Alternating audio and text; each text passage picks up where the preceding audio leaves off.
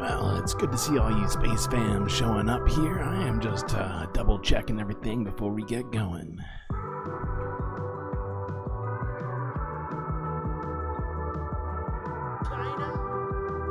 China. I have to have my China. It's a bold strategy, Cotton. Let's see if it pays off for him.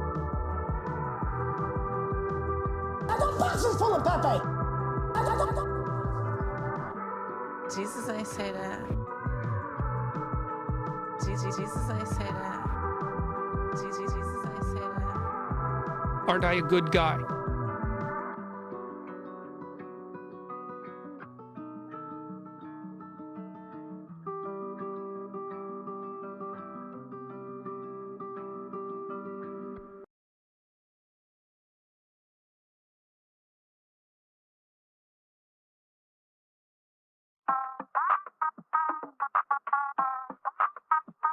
Don't be creepy.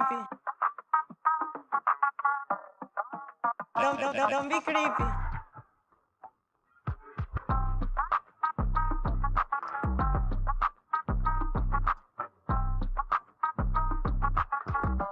In the Ice Age, how much taxes did people pay?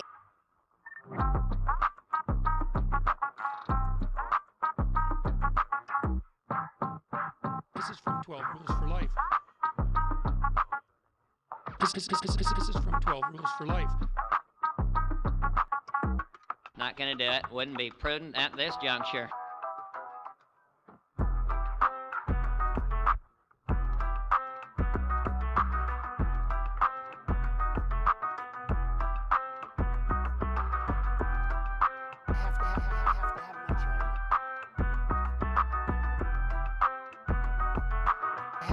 I have to have my China.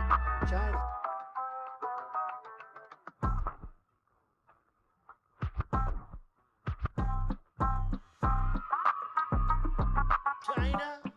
China.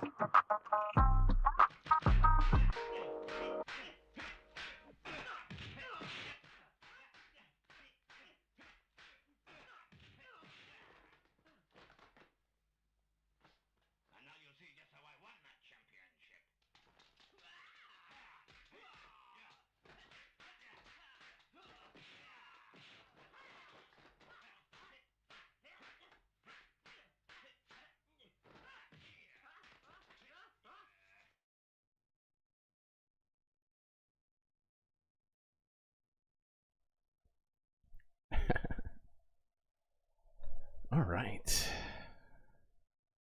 Am I the right one?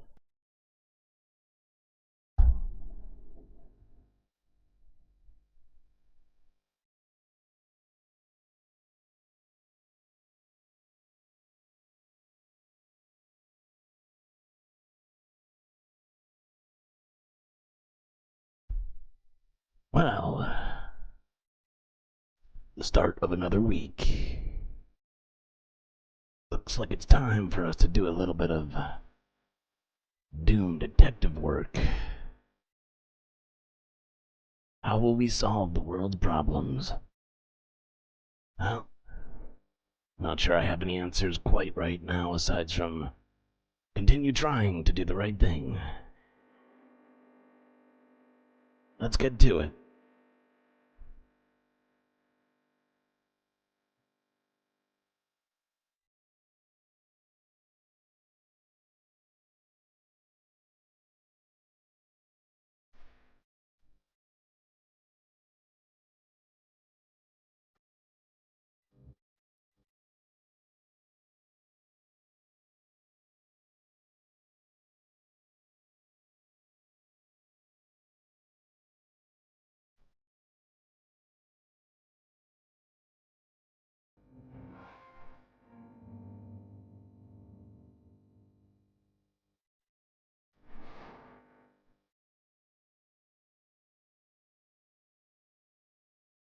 Okay.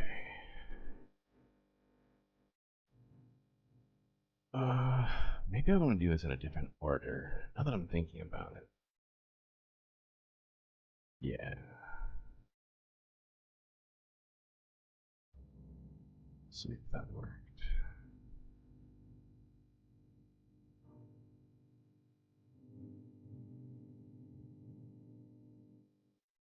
Not quite.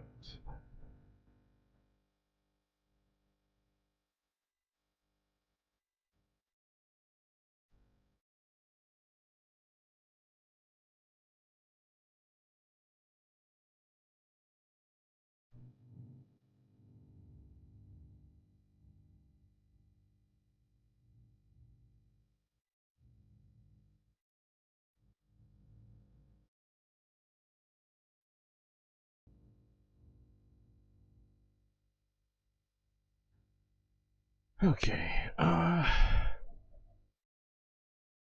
we're gonna quick start off here, just as a way to get ourselves in the groove, if you will, with a portion of Democracy Now! Top US and world headlines.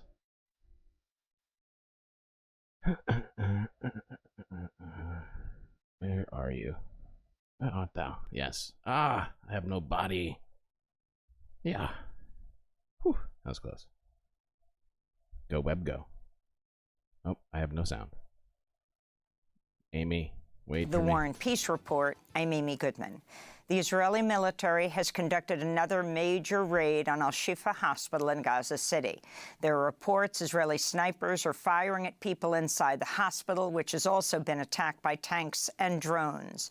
According to Palestinian health officials, about 30,000 people have been sheltering at the hospital.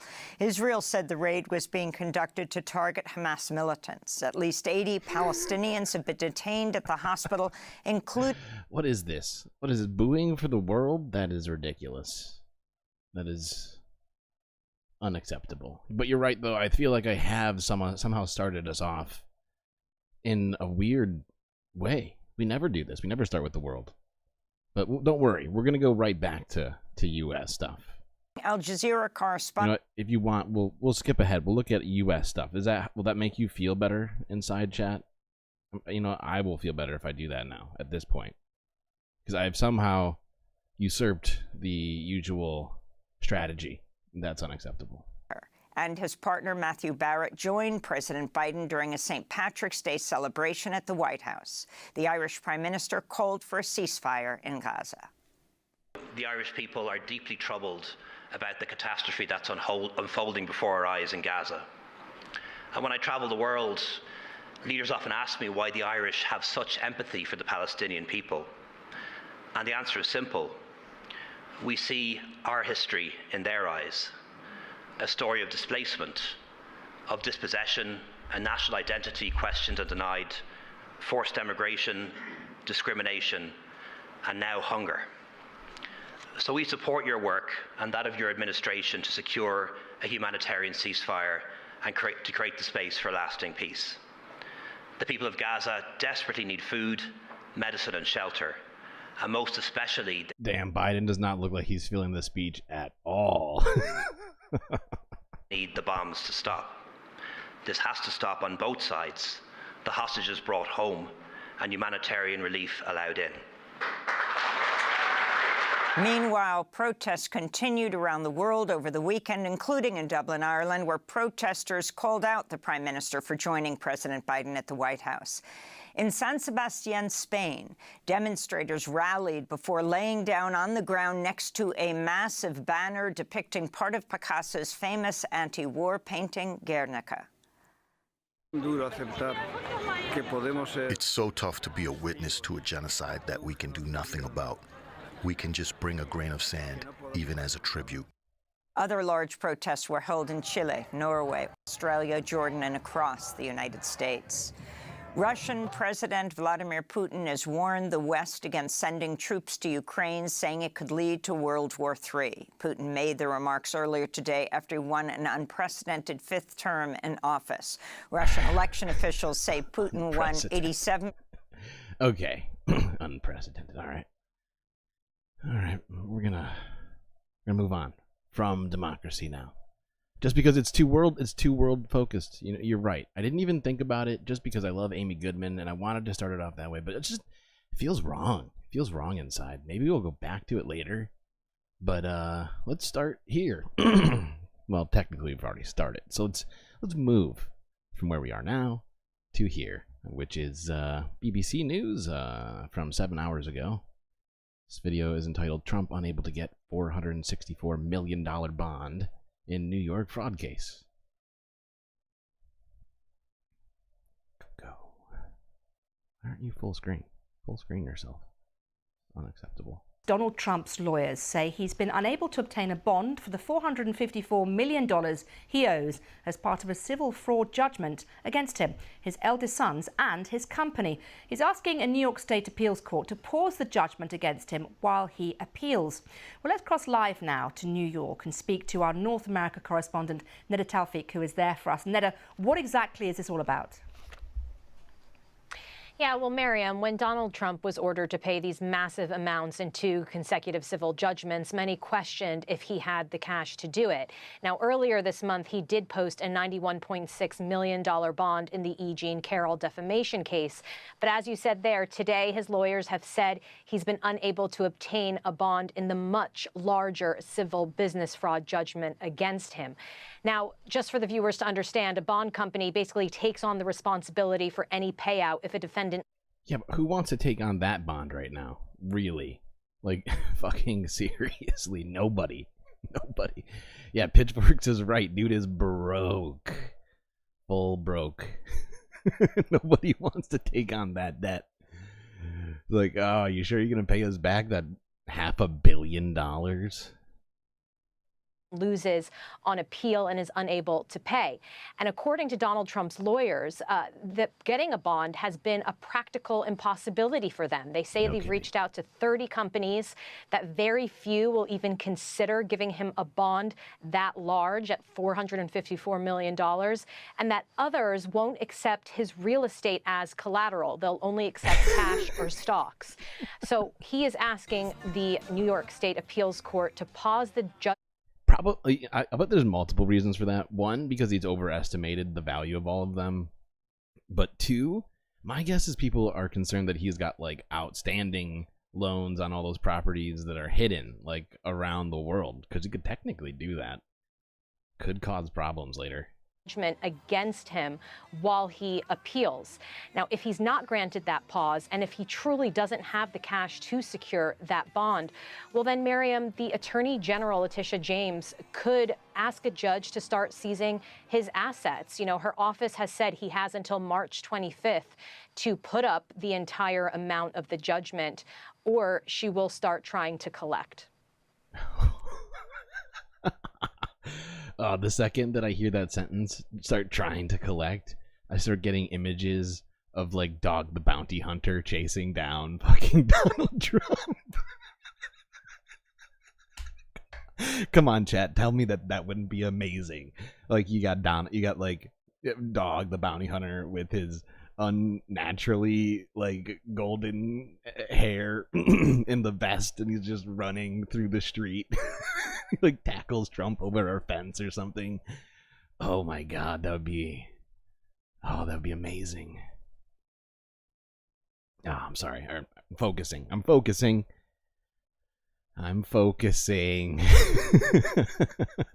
Just really an amazing hair pair. That's a great point.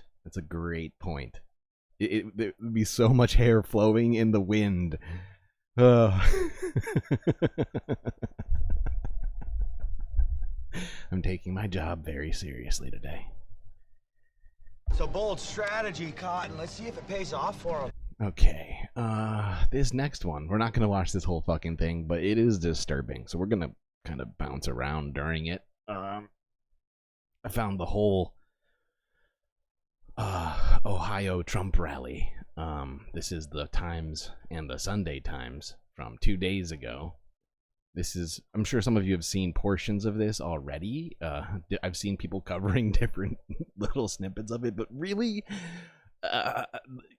in some ways, I feel it almost deserves to be watched in entirety. We certainly won't be doing that, but the whole thing, it is just full nonsense. Anyways, let's subject ourselves to this for a bit.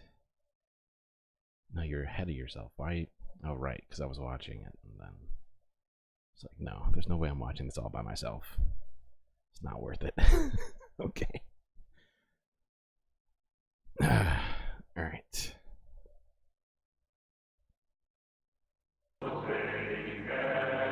First off, okay, hold on. I have not switched yet. We have to watch this part of it. It's ridiculous.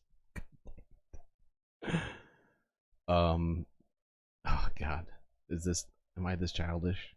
No, it's not even childish. It's just a matter of accuracy. No, fuck it. Fuck it. But genuinely, like, I'm tempted right now just to put up, you know how in the past we put up random pictures, like when we were dealing with the space-time continuum, we got Scott Bakula, when I think we got Ben Shapiro for some reason at some point. I can't remember why we needed Ben Shapiro, but we did need him for something. But no, I was gonna put up genuinely a picture of Hitler right now because this shit is spooky.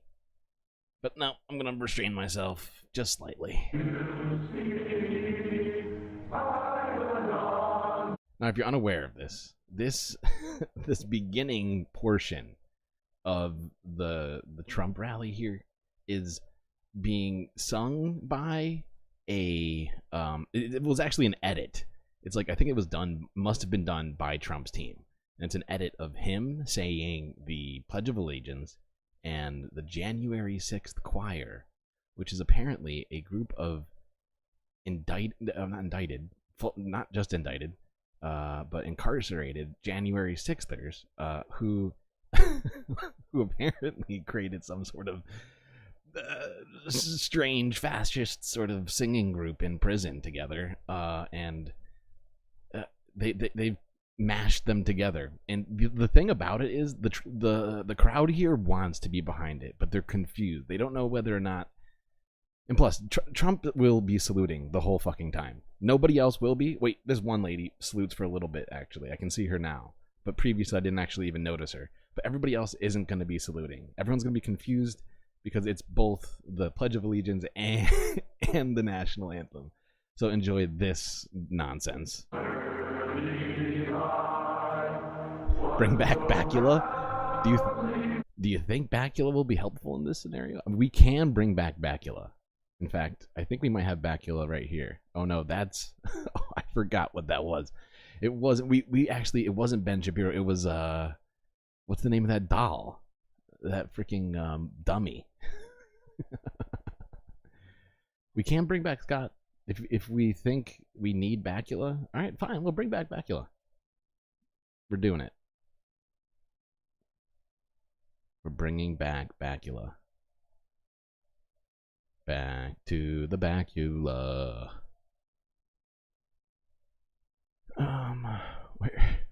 Where is Bakula? That's my only problem right now. Where is Bakula?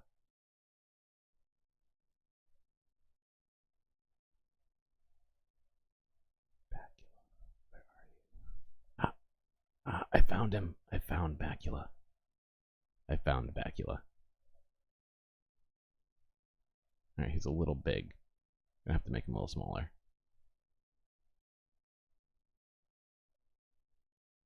There we go. Bakula. He's here to help us understand what the fuck is going on. Hopefully it'll come in handy.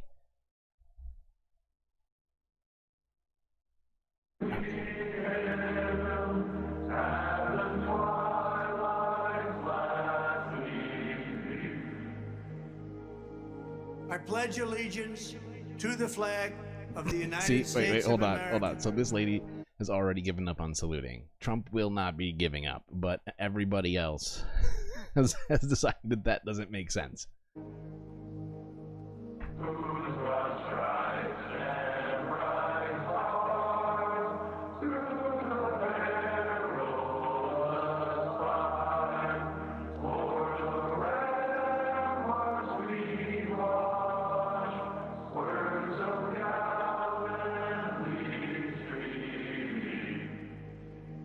And to the republic for which it stands.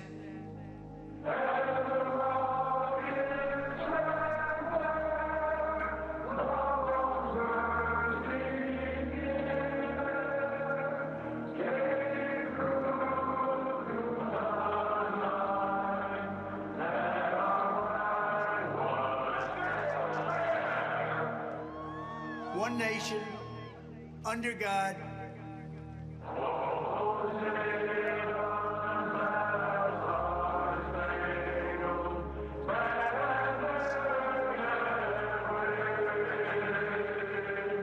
I'll be honest, Scott Bakula looks really concerned, and I, too, am concerned by this whole situation. It's got real, like, disorganized Nazi rally vibes for me.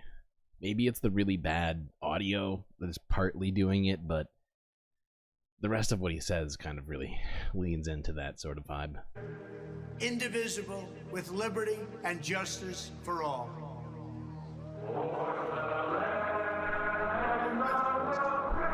That lady basically almost did a Nazi salute and then decided against it and kind of went with like a oblique fist pump, which was weird for me. I was very off put by that.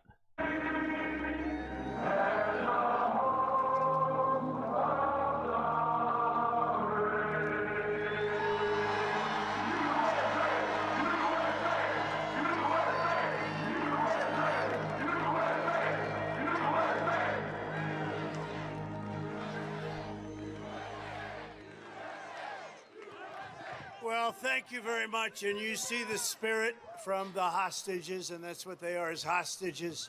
They've been treated terribly and very unfairly, and you know that, and everybody knows that. Oh, God, And we're everybody. going to be working on that soon as the first day we get into office. We're going to save our country, and we're going to work with the people to treat those unbelievable patriots, and they were unbelievable patriots and are. You see the spirit? I think he's talking about the Jan 6th choir people. like the insurrectionist boy band, I guess. Cheering, they're cheering while they're doing that, and they did that in prison, and it's a disgrace, in my opinion. So I just want to thank you, and I want to say a very special hello to Dayton, because Dayton turned out to be a big victory for Trump, and that was good for all of us. But I'm thrilled to be back with the proud, hard-working patriots of the great state of Ohio. I won this state, and you won this state. But before going any further, I want to express our love for everyone touched by the terrible tornadoes that hit your state. They really hit it hard. I'm sorry, what was that? Am I the only one that heard that? We gotta hear that again. What'd you say? Just want to be sure. The terrible tornadoes that hit your state, they really hit it hard. Oh God, I'm about to be a child. I'm about to be a child, but this is a shot. This is a sound shot. If I've ever heard a sound shot in my life, that's a sound shot. Okay, just saying. Just pointing it out. For Trump, and that was good for. And you know that, and everybody knows that. Wait, where'd it go? I lost it. Thank you, and I want just patriots of the great state of Ohio. I won this state, and you won this state. But before going any further, I want to express our love for everyone touched by the terrible tornadoes that hit your state. They really hit it hard. Our hearts are with the families that lost a home or loved ones, and it's very, very serious situation going on right now. So we are all praying for them. And I know everybody here, this is a very big crowd, and I know everybody here feels the same way. As you know, this has been something very important to us. We see people in trouble. They're really people in trouble. We're going to help people in trouble. Right now, our country's in trouble. And we're going to help our country that's in trouble. And we're going to make it great again, and we're going to do it very fast. Jesus. So, as you know, this has been an incredible week for our campaign. Unbelievable week. What I don't understand is how anybody believes the things that he claims, because he'll claim literally anything in one sentence. He will go from claiming that the moon is literally made of cheese and that we need to conquer it, and we will conquer it, and that then everybody will have cheese. And On Tuesday, we won Georgia, Hawaii, Mississippi, and Washington. And we won them in record numbers, by the way. I mean, the numbers are crazy. What the hell is going on? Something's going on here. Because they've never seen numbers like this. You know what it is? They see how bad these people are that are destroying our country. That's what it is. And that's, in my opinion, what it really is. And we clinched a thing called the Republican nomination for President of the United States.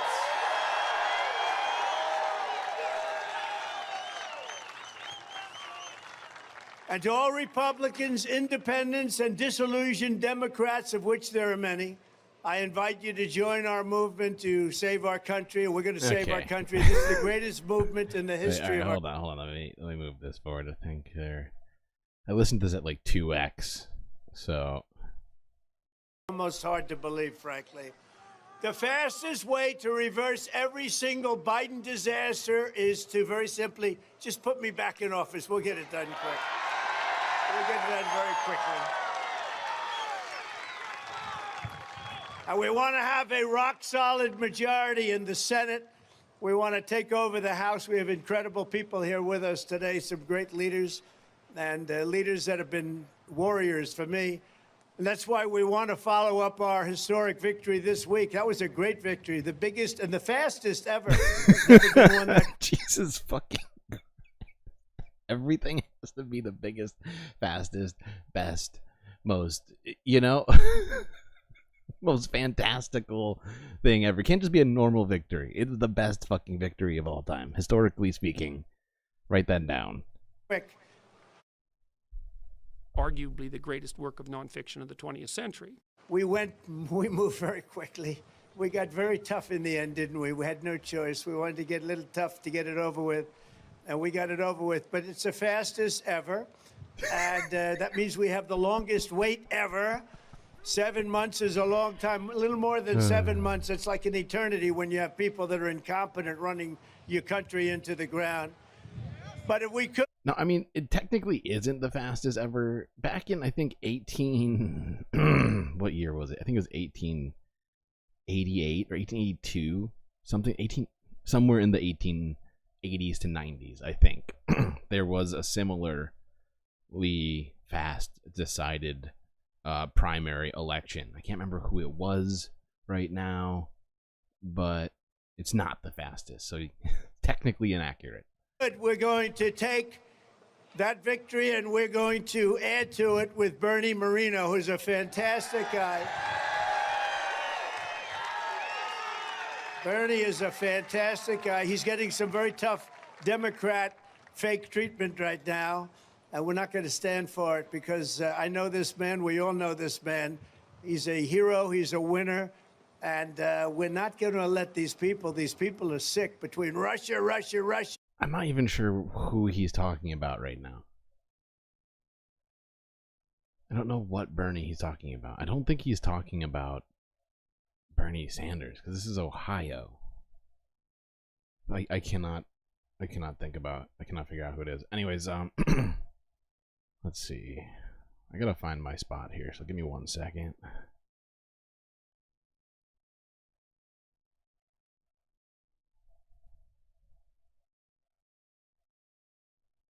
Honestly, I think that I'm going to do something slightly different here. Just for the sake of time and for the sake of everyone's sanity, we're not going to watch this whole disaster. I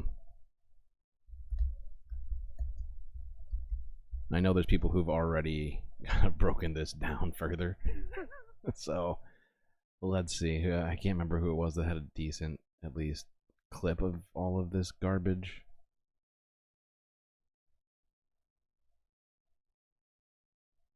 I think it was, yeah, I guess we'll watch this one.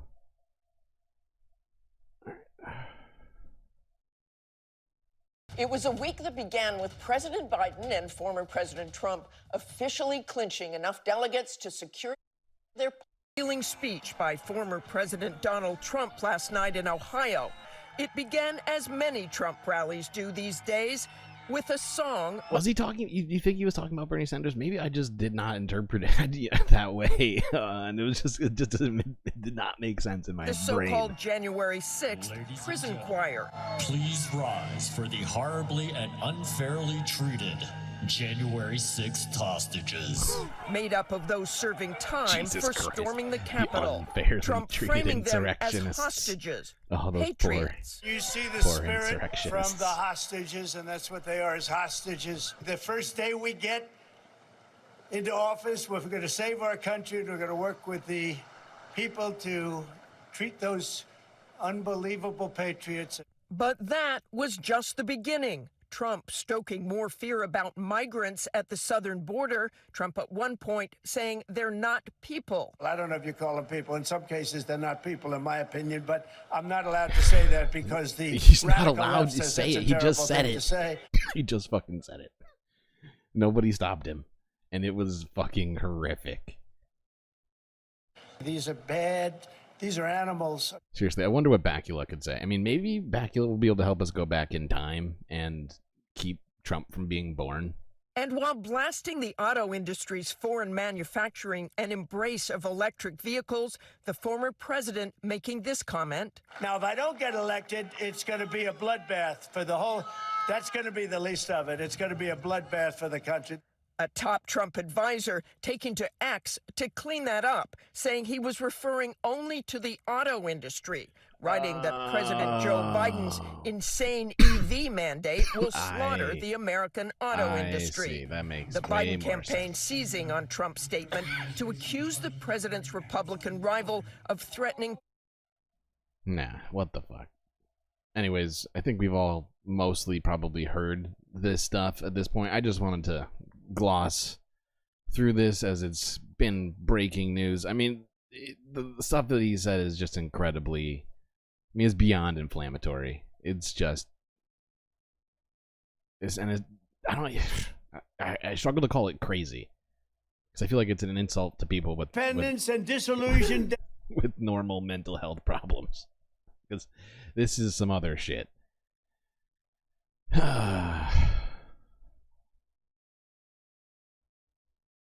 All right.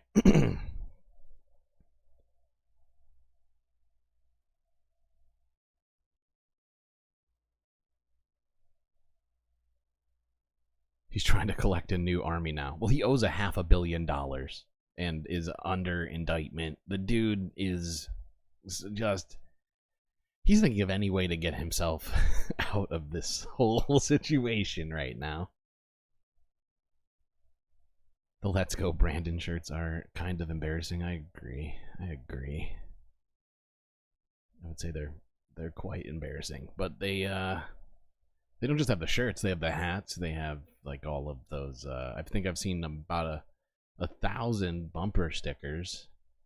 I honestly am not sure of just how far that merchandise hole even goes.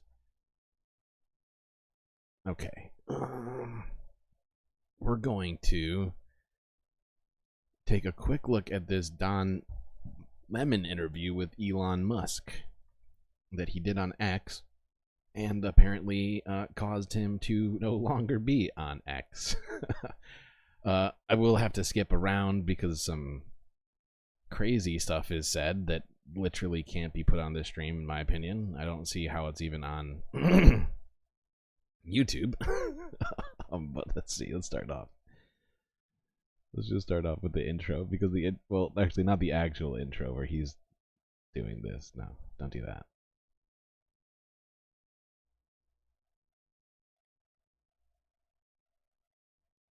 There we go.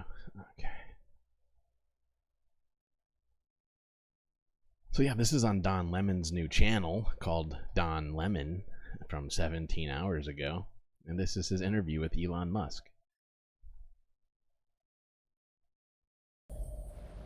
Thank you for inviting us here. You're welcome. Tesla headquarters. I'm surprised at how big it is. I've never seen it. Yeah, it's about 3 times the size of the Pentagon. Yeah. We built it in 16 months. It's the fastest construction project in the United States since World War II. So I'm here, as you know, I'm on the platform because you say you're a free speech absolutist, right? No conditions. Yeah. free speech is as much as possible within the bounds of the law. Yeah.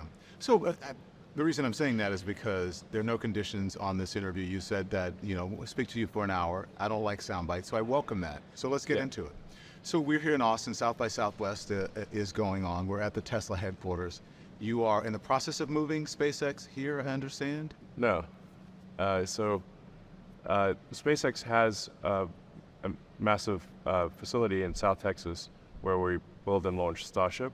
And then we have in Bastrop near Austin, we are about to start production at a Starlink, a large Starlink factory for Starlink terminals. But but we're not shutting down any facilities in California. Listen, we are here as part of a launch of a news interview show that is going to be on X.com. It's coming as a media industry, as you know, is going through a whole lot of changes. Yeah. X has also been affected by that. Where do you see X.com's role in the future of news and journalism, Elon? Well, I think I see the X as it's already the #1 source of news. You want Bacula back? So it is #1. Do we need Bacula for all of it? I thought it was just to get us through that. We can keep Bacula. We can keep Bacula. Hold on. I'll bring Bacula back. Bacula, chat needs you. Okay? There we go. Bacula. Yeah, the #1 way that people actually are informed about any kind of news, meaning real-time events, is on the X platform, formerly Twitter. There's nothing even close for real-time news. So we also want to expand upon that, and we have done so with long-form content. So instead of just doing what used to be called tweets, you can now do long-form posts. You can post an entire essay. In fact, you can now post an entire book to the platform. You can do long-form video content, so you can do up to 4-hour video segments. We really want news in whatever form it is, or information, I should say, in whatever form it is, to be available on our platform, whether it's short, long. He's your emotional support, Bacula? Wow. Okay. It's funny. That's a funny one. Text, pictures, video, whatever the case may be. Yeah, and some of the stuff that we do, long-form video, interview shows, what have you. Yeah. You reached out over the summer and you said, it would be great to have Maddow, Don Lemon, others on the left put on this platform. You receive full support. The digital town square is for all. Which I don't know about you or how you feel about this, but that feels like Elon basically telling on himself there a little bit, right? The fact that his platform is now, because of his policies and everything else, it is like almost exclusively just right wingers and just racists, right? He's like, yeah, we need this to be not that because we can't sell ads. What do you mean by that? Well, I just mean that we want to make sure that there are a wide variety of viewpoints. That it's, we always have, for example, Tucker Carlson, who most people will view as being on the right. And the way that in a second he's going to correct, at least half correct what he's just said, because I think you can see it on his face right now. He realized that he's just said something also very telling. As some people would say, Tucker Carlson is on the right. Literally everyone, people who don't even know what time of day it is when it comes to politics, knows that Tucker Carlson is on the right. That's a fucking ridiculous statement to make. Yeah, that's quite a prominent name on the right. We want to have prominent names on the left as well, to provide different points of view, as well as centrists. Just basically a wide range of viewpoints on the platform, so users can hear different opinions. They can hear, what's your point of view, what's Tucker's point of view, and people can make their own decision about what they believe. You didn't mean that I'm on the left? Did you think that? I thought you were on the left, but yeah. I don't know. Well, let's just say I don't know what the left is or the right is, frankly, these days, because things can be quite polarized. Yeah, Vladimir Putin would even call Tuckerson on the right. Oh, Tuckerson. My impression was that you're more likely to be described as on the left than the right. My sense is you're sort of center left. I don't know. You tell me. Well, did you ever watch me on CNN, or did you watch? I saw I saw segments. Yeah. But CNN is generally Yeah. considered left. Yeah. Yeah. Why do you say that? So that's what. Am I missing something here? Okay. Are you missing something? I don't know. I think that This is a pretty creepy laugh. when I read that, I said, like many of my critics or detractors, they never really watched me on CNN. They just saw the clips of me either on social media or maybe Independent. So, yeah, just gonna point that out. He also used to make an incredible amount of money at CNN, so I'm not shocked to hear that he also considers himself a bit right.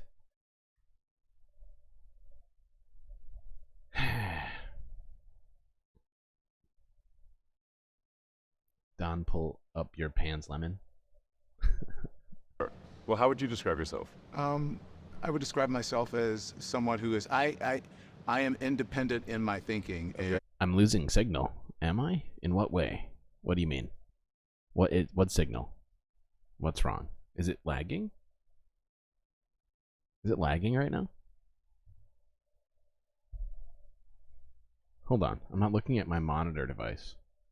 Is it lagging? One in chat if it's been lagging. It's been buffering. Hold on. Let me see what I have open right now that is causing us problems. Close this off. That's probably not helping. Wait. Oh, son of a bitch. Oh, I did. Why? Unintended consequence. It is buffering for people. Oh, okay. Well, let's see if that at least helps now. Let's see. I vote for people based on the issues and how I feel about it, not necessarily because of political leaning of some sort. Well, I agree with that approach. I think that's generally how people should. That's what I think most people feel, I guess. How much longer? Maybe the answer. It's still buffering, isn't it? I see that. I see what you're talking about. I see it now.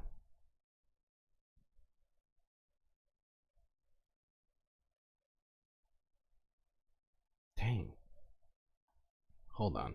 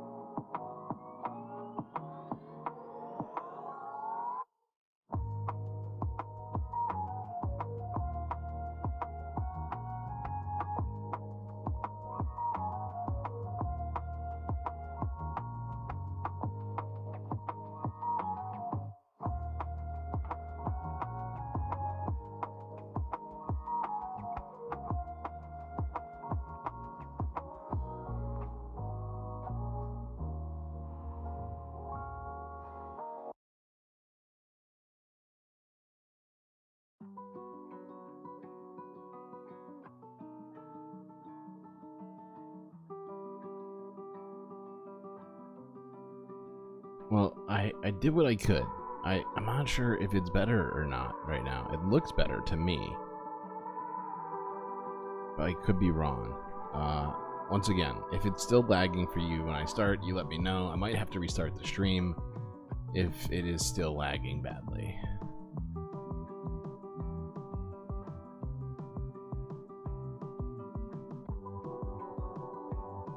Oh, I'm gonna do one thing. Maybe this will help.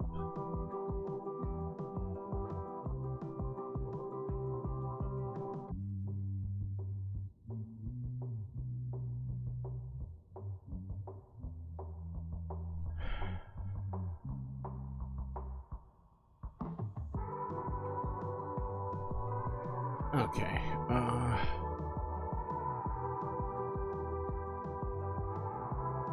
right, let's try and get back to this interview. I'm gonna move it forward a little bit before we even jump back to it, because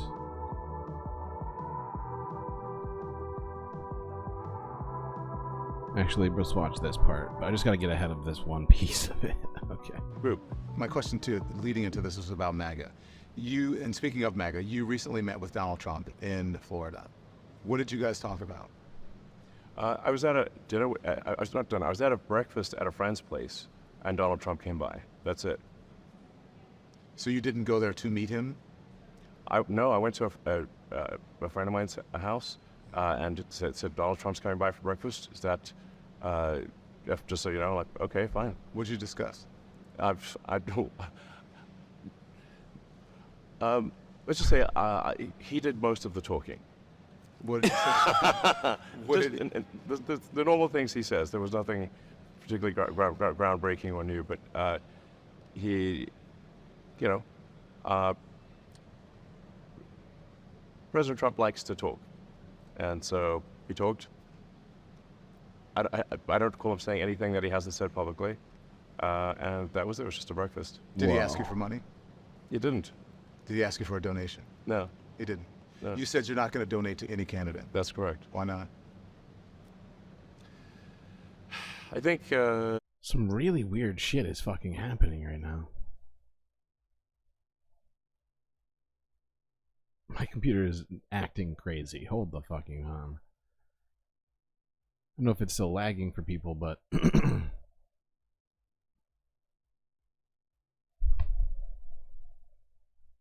my.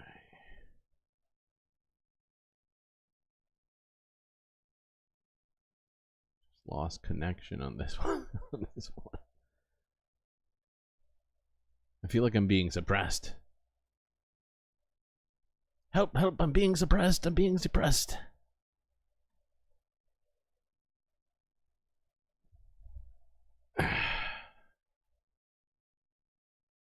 Okay. Well, apparently, according to chat, it is in fact working. So that is good.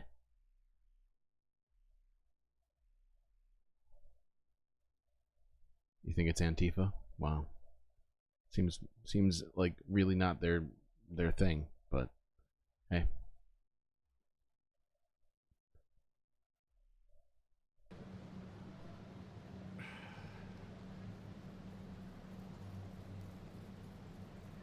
Well, I'll voice my opinion. I think I don't want to put a thumb on the scale monetarily. That is, significant. Are you going to loan him money to help pay his bills? No, not at all. Pay his legal bills. I'm not paying his legal bills in any way, shape, or form. And he did not. I found this interesting because I was not aware of all of this, but apparently, like, Trump has been going around, like, essentially with his hand out to people looking for money to pay off all this debt and all these bonds and things that he's got to pay to keeping himself essentially out of prison. For money. And he did not ask for money. Are you going to? So you're not going to endorse a candidate? I may, in the final stretch, endorse a candidate, but I don't know yet. I want to make a considered decision before the election, and if I do decide to endorse a candidate, then I will explain exactly why. Are you leaning towards anyone? No. You're not leaning towards anyone? Because you've been... I'm leaning away from Biden. You're leaning... I've made no secret of that. Are you concerned about losing your security clearance if Biden is reelected? Does that have anything to do with it? No. You are leaning away from Biden, but you're not going to endorse anyone. It seems like an endorsement of President Trump because there are only two people who are running now. Nikki Haley is out. I mean, a lot could happen between now and the election. Yeah, let's be real. And like leaning away from Biden genuinely, literally implies that he's leaning towards only one thing. The rest of the field is just a pool filled with orange-colored Trump. Who, in the final analysis, are the choices for president.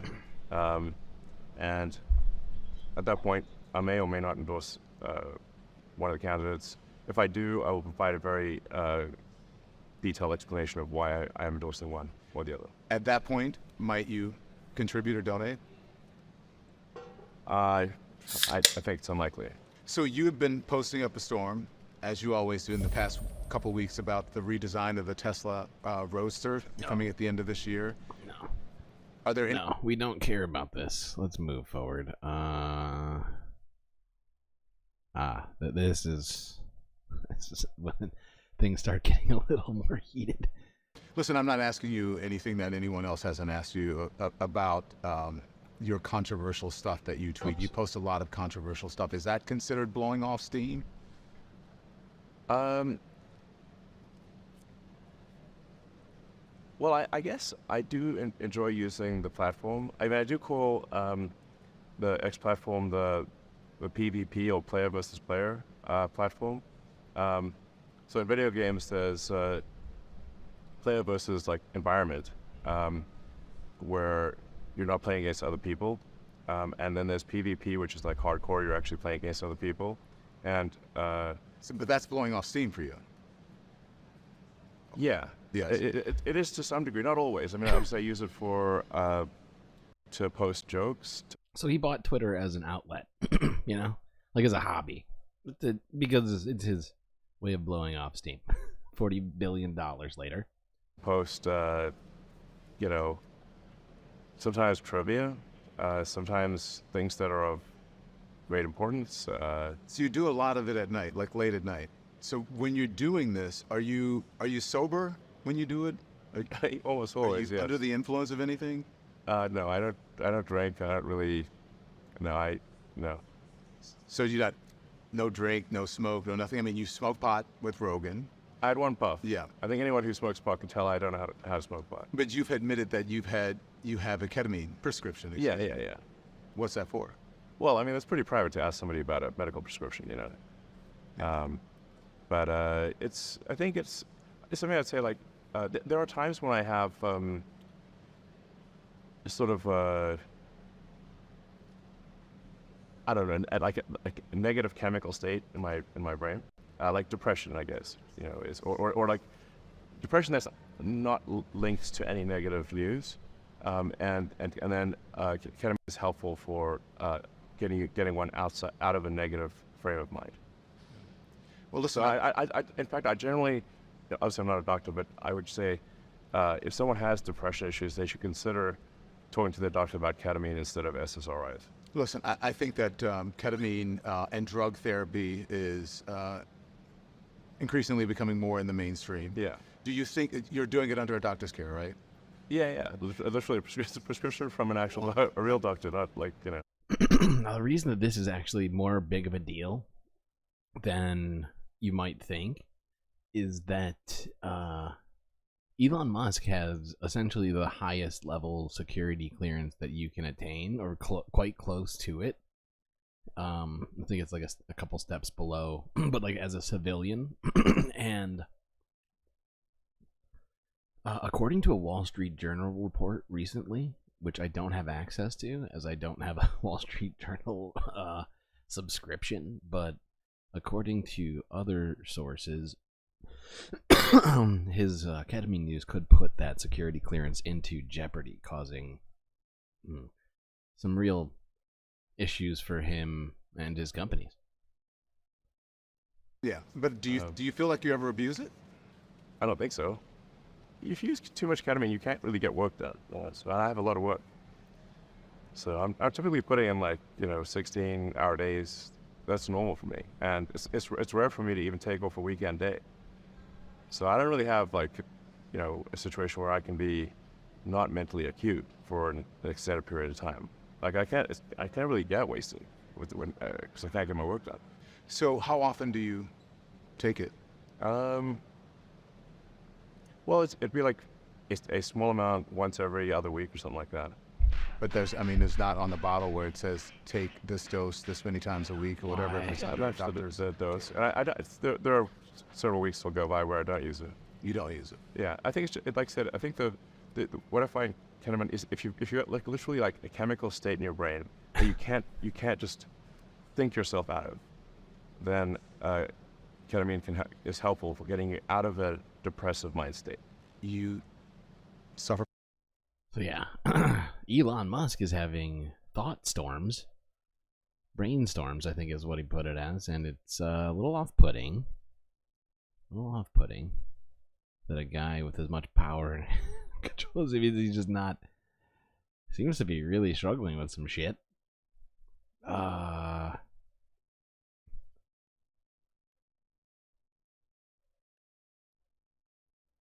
let's see.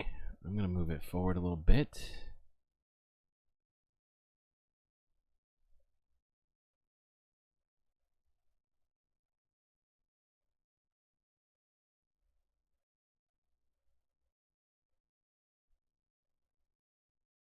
Man, what part do we watch? I mean, it all's a little fucking crazy. Honestly, I think we'll just skip ahead to this because, like, this basically says it all. So listen, let's talk about diversity, equity, and inclusion. All right, that's been a target of yours lately on X. There was a repost of Ben Shapiro that you claim that DEI is killing people. Specifically, you point to medicine. You claim that DEI programs are putting people at risk. Do you really believe this to be true? And what evidence do you have to support it? What I was referring to there was that if we lower the standards for doctors, such so that they, you know, if the test for a doctor is low. Let's hear that again. So listen, let's talk about diversity, equity, and inclusion. All right, that's been a target of yours lately on X. There was a repost of Ben Shapiro that you claim that DEI is killing people. Specifically, you point to medicine. You claim that DEI programs are putting people at risk. Do you really believe this to be true? And what evidence do you have to support it? What I was referring to there was that if we lower the standards for doctors.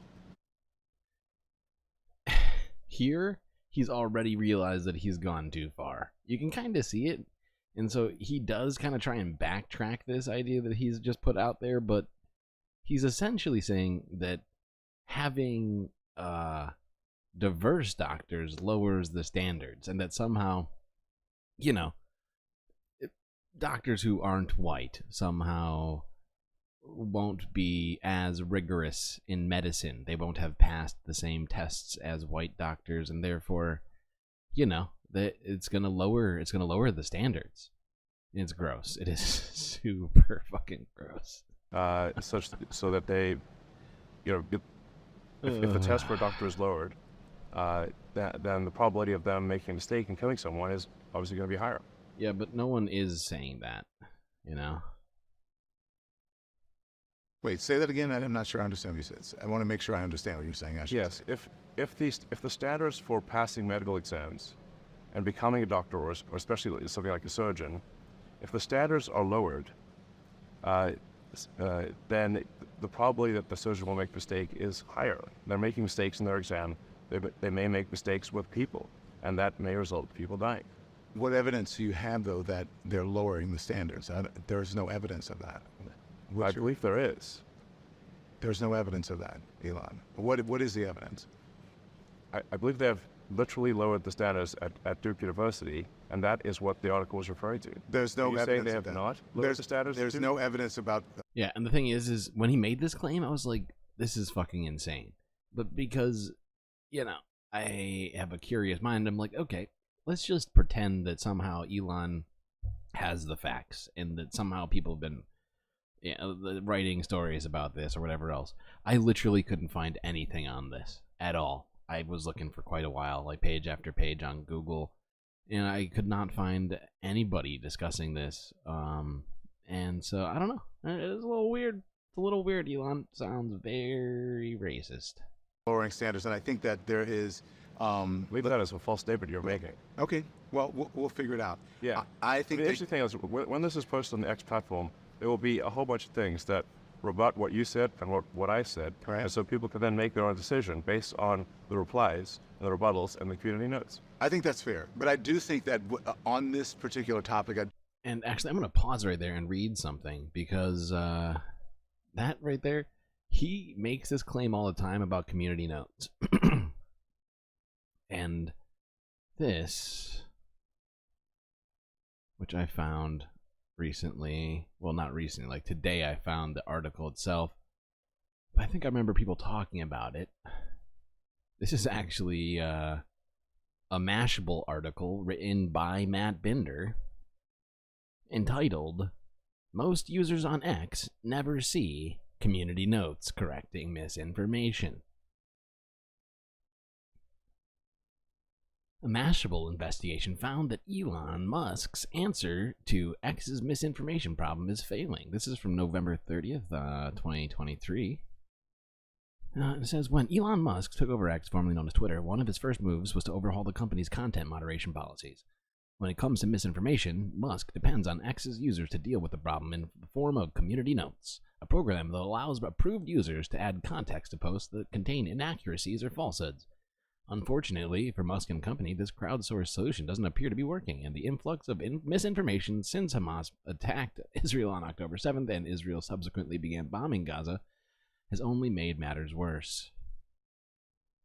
And yeah, it essentially goes into some detail about the fact that, according to the data, people really are not reading those community notes that he's so bravely touting to Don Lemon right now. Okay.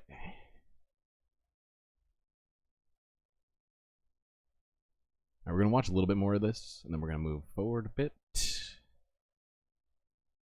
I think that you and Ben Shapiro are reaching in about this, because there was what Ben posted said that people were, he gave instances. Correct. Matt Binder with a B and an Inder. People who were deliberately harming people. Nowhere in the thread does Ben suggest at all, I should say, that anyone is being killed as a result of DEI. That's purely speculative. That's because Ben Shapiro is more of a politician than Elon, and knows when to hold back the outright racism. At least most of the time, he's good at the dog whistling and whatnot. But Elon just jumps on board and just sort of just throws Elon all over the place. There's research on DEI and medicine, and there's no evidence that standards are being lowered, that DEI is affecting medicine. Actually, like only 5% of doctors are black, and a small percent. Yeah, well, I think you'll find that when this is posted to the X platform, that people will reply to it with evidence. Okay. Maybe I'm wrong. Let's see. Okay. So, but that's my whole thing about moderation. Maybe you're wrong, but you'll put it out there. Bakula looks unimpressed. Very true. He does look unimpressed. At least we have him for emotional support. Know if it's right. Do you think that your responsibility to make sure something is right before you, the person who owns it, Elon Musk, who's a huge figure in the world, that you should know that it's true, that there are people at X who... Well, that's one of the problems with the sort of capitalism that we live under, isn't it? Morbius. Not Morbius, sorry, Pitchforks. God damn it, I'm sorry, Pitchforks. I just saw dragon at the end of your name.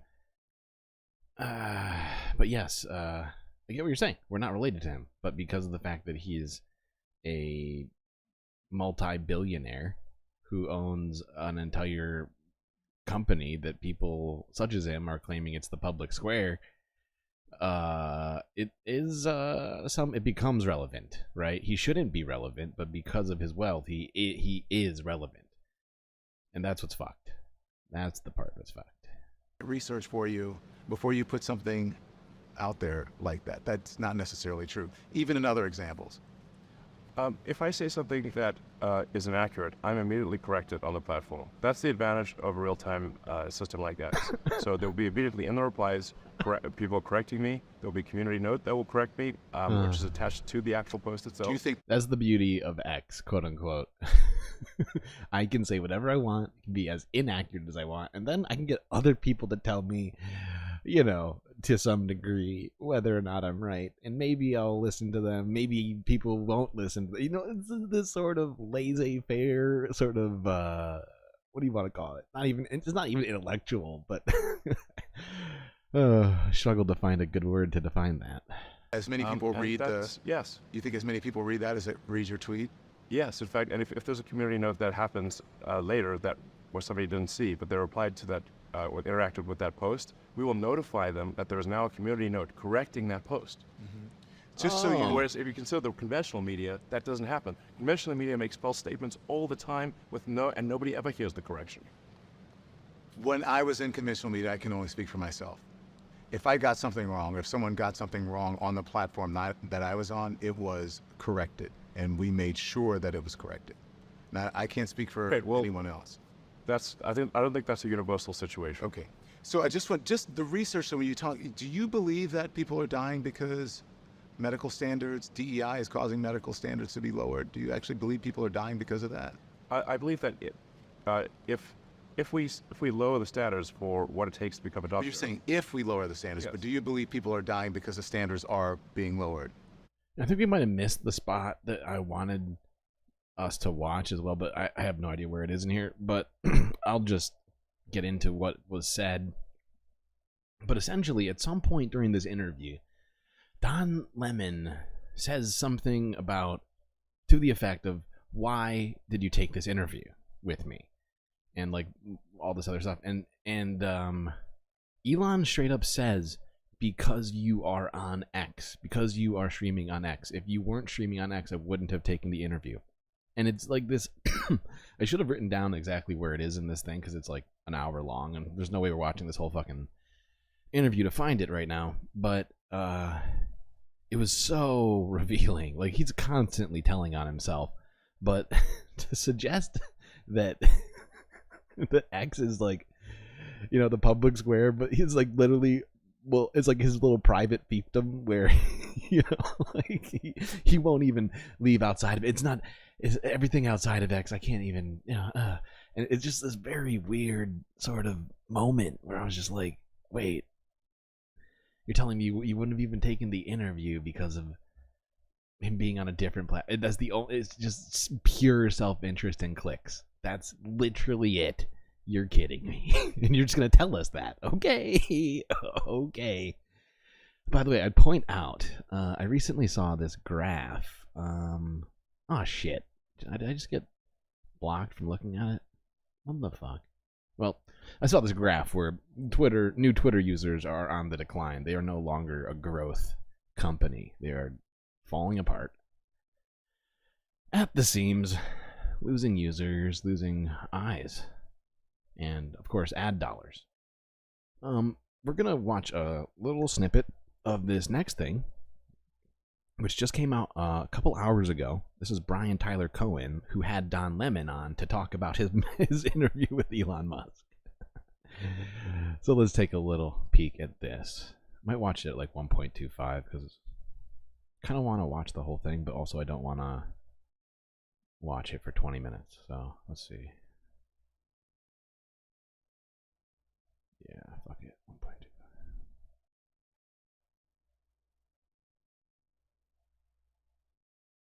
Don Lemon Show. Don Lemon. Don, thanks so much for taking the time. Hey, thanks for doing this, Brian. I really appreciate it. We're recording this interview on the heels of your first interview with Elon Musk. So I want to talk about the interview for Pitchforks. I totally see what you're saying, but I think my point still stands, right? Like, yes, does talking about him make him more relevant to some degree? Yes, but he's already relevant. He's already relevant because of his influence and power, right? Because of the fact he runs an entire satellite network, because he literally is sending spaceships up into space with NASA, because he's doing all of these sorts of things that have real impacts on our life and the world.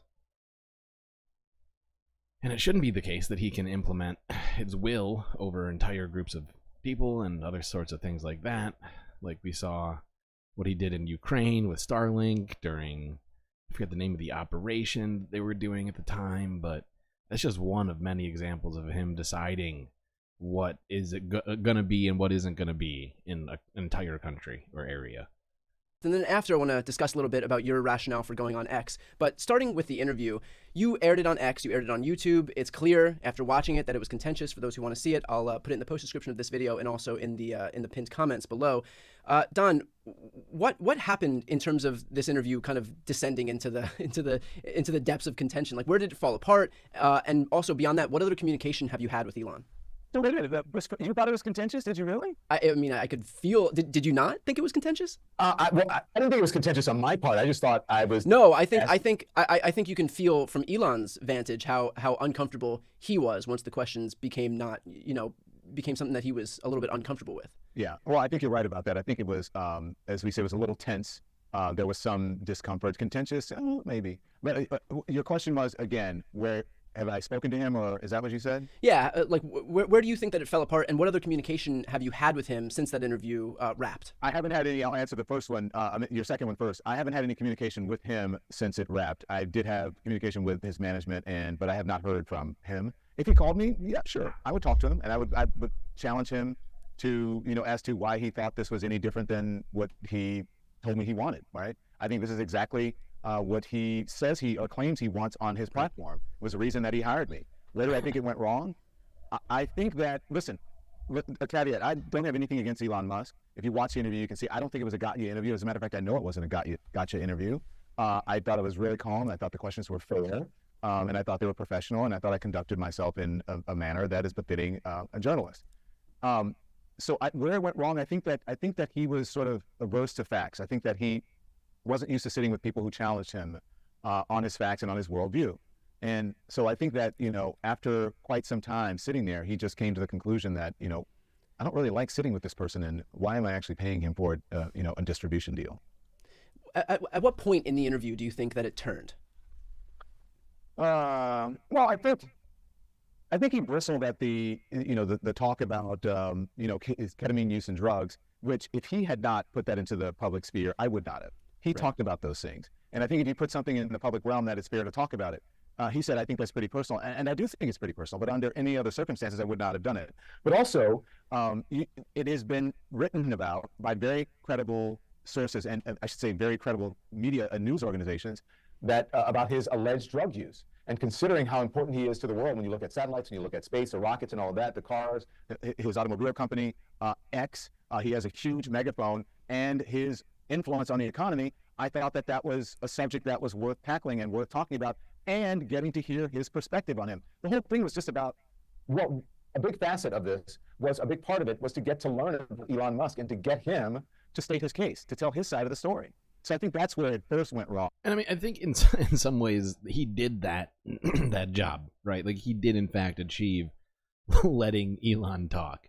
And I think to some degree, even though I don't agree with a lot of what Don Lemon has to say, but I think he did ask some important and tough questions of Elon, although it did seem like he got sidetracked a bunch. But, it is very revealing once you just let Elon talk, because, he doesn't have a keyboard even separating his thoughts, and he can just say the word, and it's pretty crazy, like the stuff he decided to say in that interview. And then later on, with the challenging him on moderation on the platform and about his tweets on DEI and other things, and immigration conspiracy theories. You ended the interview with Elon discussing civilizational risks, and he claimed that he wants to extend human consciousness as far into the future as possible. And yet, at the same time, he aligns himself with a right wing that seems hell-bent on denying climate change, for example, which is the greatest existential threat that we face as humanity. So I was hoping you'd be able to ask him to reconcile those seemingly unreconcilable things, but I at the same time, I've also never seen a human being want to get up and leave an interview more than him at that moment. So how do you presume he would have answered that question? Well, listen, I can't speak for him. I feel like we should have watched that part. I feel like we missed out on a situation. It was funny, but it just didn't seem that important. Asked him that question, but if you watch the interview, and I'm sure you did, or anyone who watches the interview will see that he said, I only have a few minutes left. Choose your questions wisely. And so I just, stayed calm and said, listen, fine, but I think this is great that people see two different people with different worldviews communicating like this and are having a discussion like this. I don't know what he would have said to that. I'm sure he would have had a really good answer about it, but he did not sit around long enough for me to answer that question or to ask him that question. You're sure that he had a really good answer to it, even though he ran away from answering the question? Okay. I should say. Okay. He claims to want to be a free speech absolutist. How has his reaction to your interview of him impacted whether you believe him to be a free speech absolutist? I think that he believes that he's a free speech absolutist, or he wants to believe that, but he's not.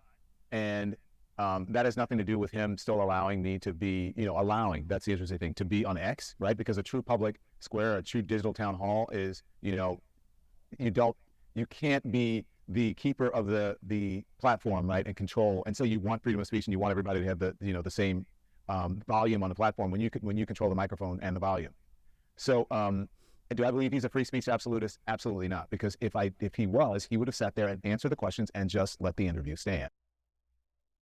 Sometimes have to criticize the owner of this platform. He was. You're absolutely right. Oh my God, his mic is so bad. Like, that's half of the problem with this video. It would be so much more enlightening if I didn't have to try and decipher what he's saying through like 3 layers of static. I'm on a space station. I think my mic sounds better than his. By the way, Don Lemon used to make a crazy amount of money. How does he not have a good mic in his little studio? It is blowing my mind. To do that. That's how I looked at this opportunity. Look, I think by watching the interview, that was clear. You definitely far exceeded expectations in terms of the actual interview itself. I guess everyone thought I was red pilled. I kept watching. They're like, "Why is Don Lemon going on X? He's going to be red pilled." That's clear. I mean, look, I was critical of your decision to host a show on X. Like, I guess my beef going into this was I feel like more broadly, democracy is on the brink right now, and the right-wing media machine is hell-bent on accelerating our descent toward autocracy to benefit Donald Trump, to benefit his Republican Party. And I can clearly see that Elon is aligned with those Republicans. So the decision to start a show on X and to bolster a platform where Elon regularly promotes right-wing conspiracy theories and mainstreams dangerous voices like libs of TikTok and these other right-wing provocateurs felt to me like you weren't taking the threat to democracy seriously. Like you saw it as a marketing opportunity for yourself, when obviously there are dangers, to being on that platform. I understand that. I understand exactly what you're saying. And don't think that I didn't think about what you're saying a million times. But that is not how I saw it. That's not how I felt. I truly felt that I had the opportunity to go in there and change some minds and actually to help bring people back to the platform, and not bring people back to the platform to help Elon Musk's bottom line. Yeah. It's to help inform an electorate. That's it. The thing is, there's other platforms, and there's no reason to bring people back to X at this point. It's dying. There's no real moderation. It's just a hellscape of just people's opinions being thrown onto the, the digital message board of the town square that is dying because no one wants to hang out in that town square anymore. People got new towns they're looking at. I mean, granted, like, I haven't migrated over to what's it called, Blue Sky yet, but I've definitely been considering it. Not that I really ever used Twitter aside from ironically. Yeah, there's no reason to watch the rest of that interview. Just kind of wanted to hear his after take on all this, which was kind of lackluster. I mean, the fact that he suggests, didn't suggest actually, he just straight up said it, that like he got badgered / had money thrown at him to the point that he had to say yes to going on to X. And the fact is he identifies as independent, and in my mind, I think that the fact that he went from being Republican to an independent and doesn't identify himself as being a leftist in any real way, I think it's somewhat illuminating. Alright, this next video. A couple of quick things. Kind of a mixture of American and English stuff. First one is of former U.S. President Obama arriving at Downing Street for an apparently private meeting. This is BBC from 12 hours ago? 8 hours ago. And it just seemed weird to me because usually he's like a fan of the cameras, but he's like real. Now, let's return to those events in Downing Street that we showed you about an hour or so ago because... Whoops, I'm still on 1.25. Hold on one second. Let me fix this chat.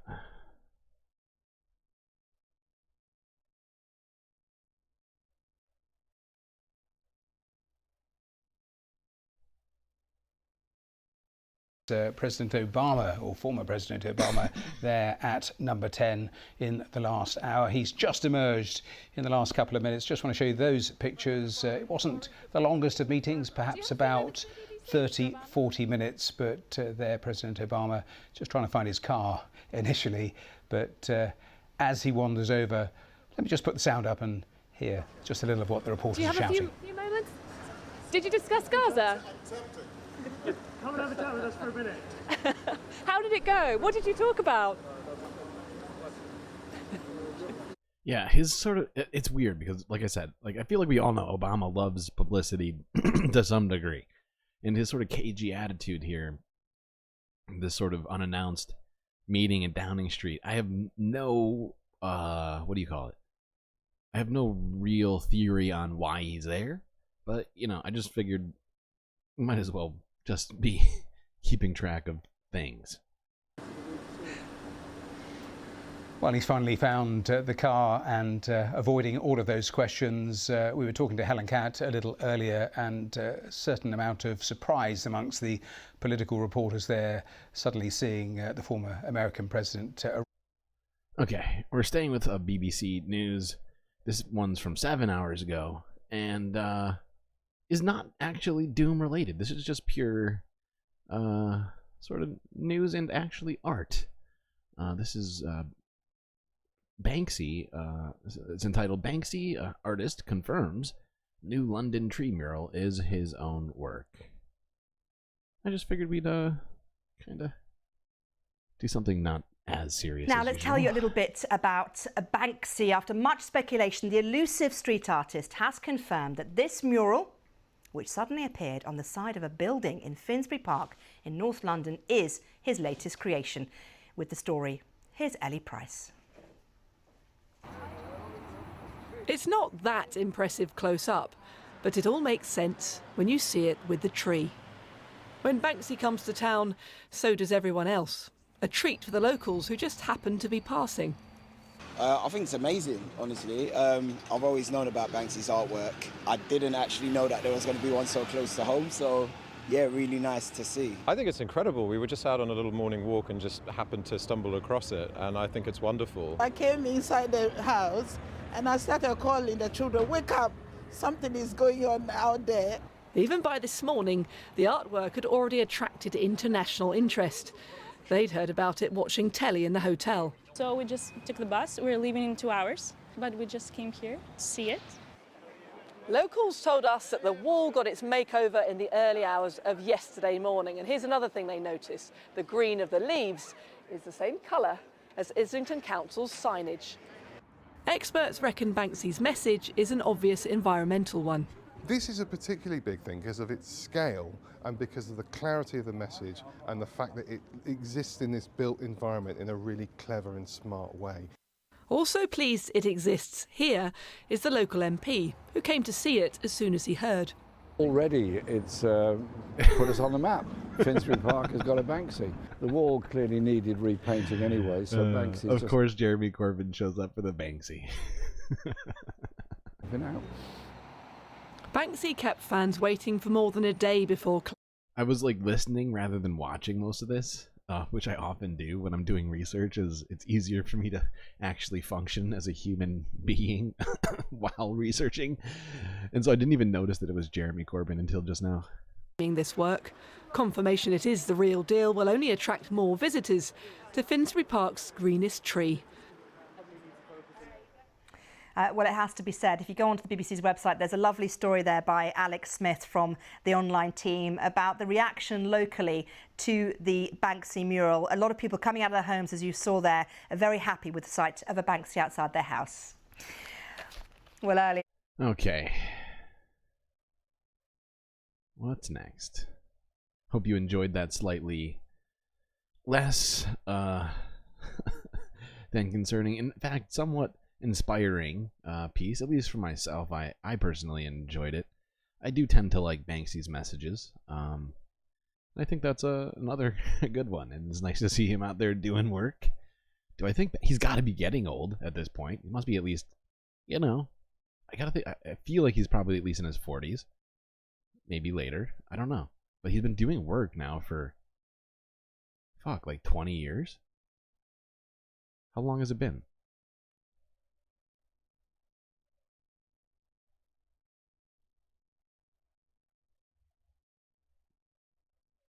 Yeah, I think I'm with my dogs, like 40s or 50s. Yeah, bad lefty. Yeah, maybe 50 plus. Could be. What am I doing? Focusing. That's what I'm doing. I'm focusing. Focus. Let's do the focus. All right, this is all. Oh, see, I stuck kind of with with a British tone here. So also another BBC article for whatever reason. Being up in here. Actually, it's kind of a way to segue us into other crap, essentially. But this is about AI. 5 things you need to know, according to BBC. So, maybe 3 things you need to know. Just teasing. Okay. Late 90s, early Every day, it seems, there's a new, bewildering... Was it that long ago? See, I thought it was more recently. If it was late 90s, then yeah, I think 50s makes a lot of sense now. Because that's basically like 30 years of artistic work. People don't usually start doing graffiti at like, 10. Certainly not like world-inspiring sort of level of art that, transpires through street art.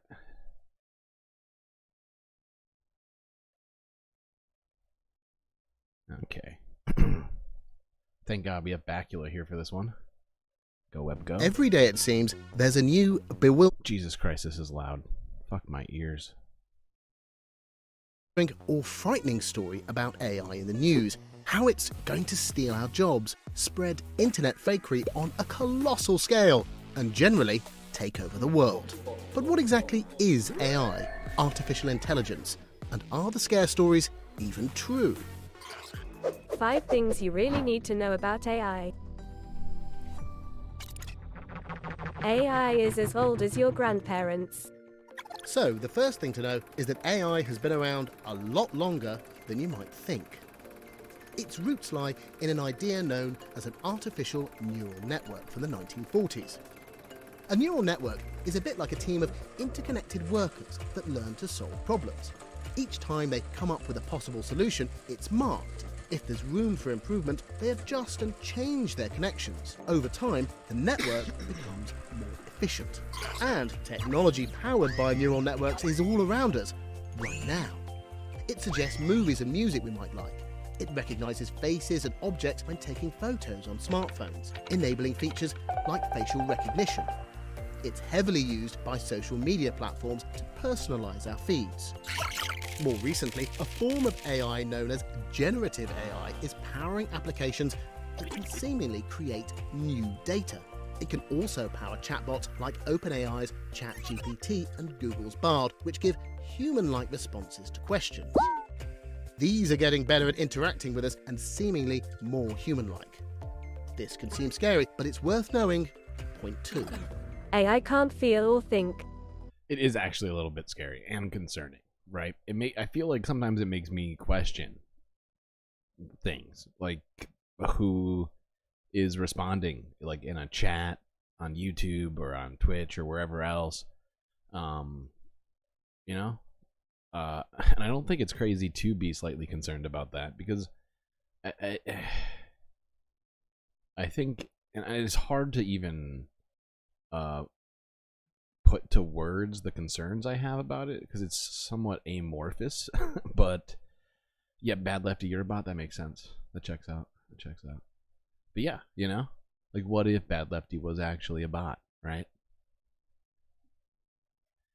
And it's just one of those things. It was like, well, okay, to what degree would that be important or not? But I think to some degree it would be, because I think it's important for us humans to be able to know that we're building on some kind of foundation to some degree. And I think it takes away some amount of certainty, I guess you would say, within human interactions online, specifically.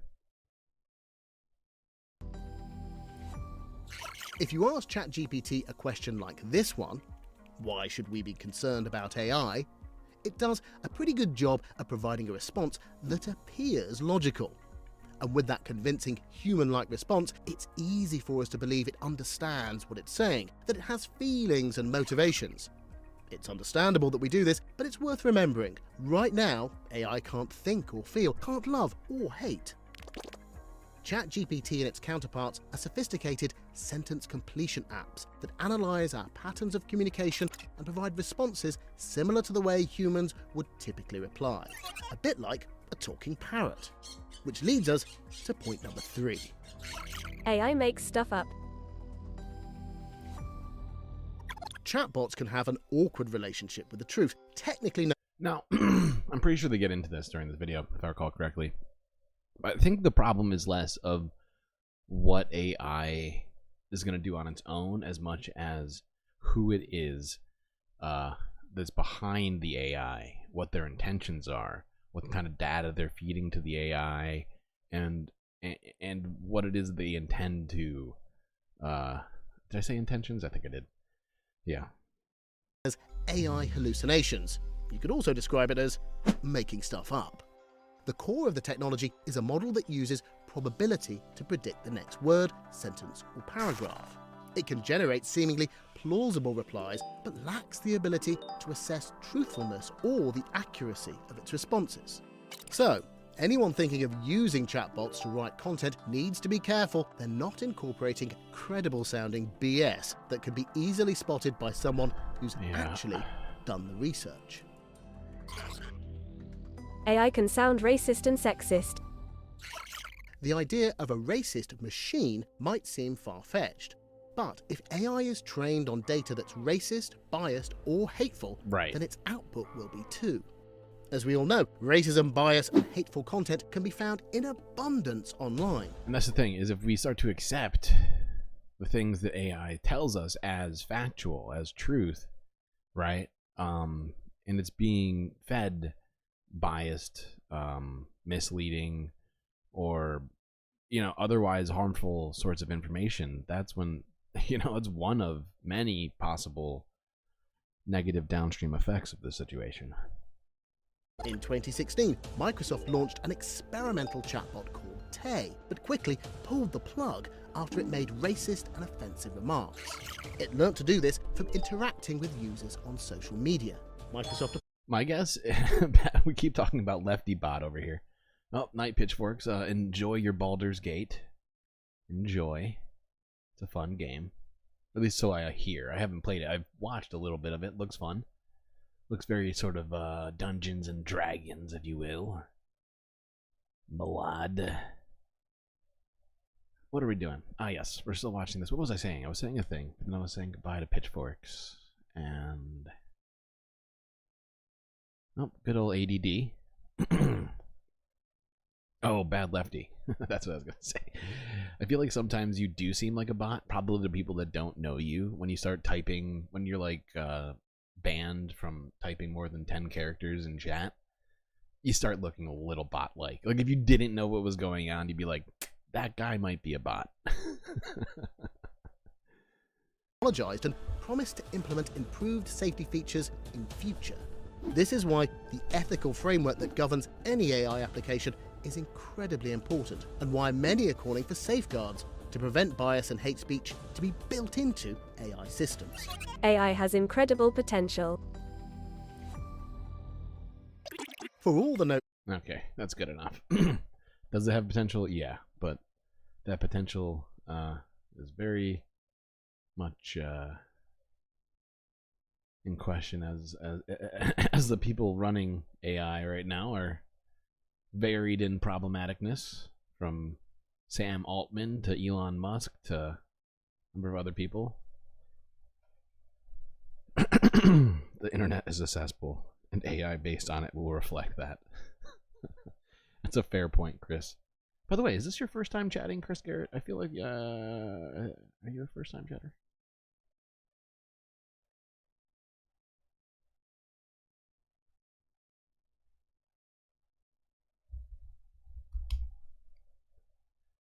What's next? It's good enough for AI. All right. Now moving on to more international sort of stuff. It's funny how I kind of loop. I feel like more and more I loop US and UK and like Canadian news together. But we are going to move on here to Associated Press video from a day ago entitled Brazil Issues Health Warning Due to Heat Wave.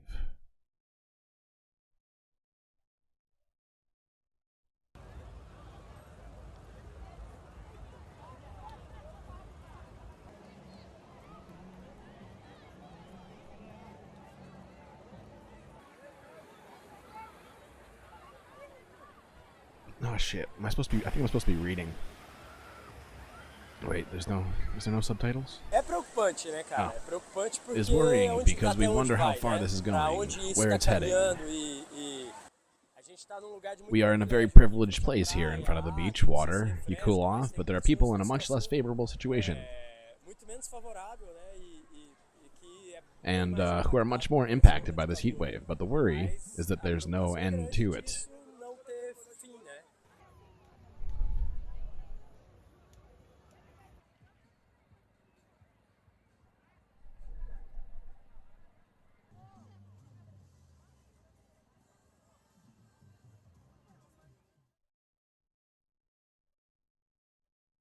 Scott Bakula looks concerned about the heat wave. Oh, Scott, why are you so concerned? AI really wouldn't like us talking about him. Yeah, maybe, perhaps. This next video is really short. It's even shorter than that last one. This is just about a Greek festival that just happened. Figured like we'd watch some slightly less doomerific things today and be maybe 10% more inspiring.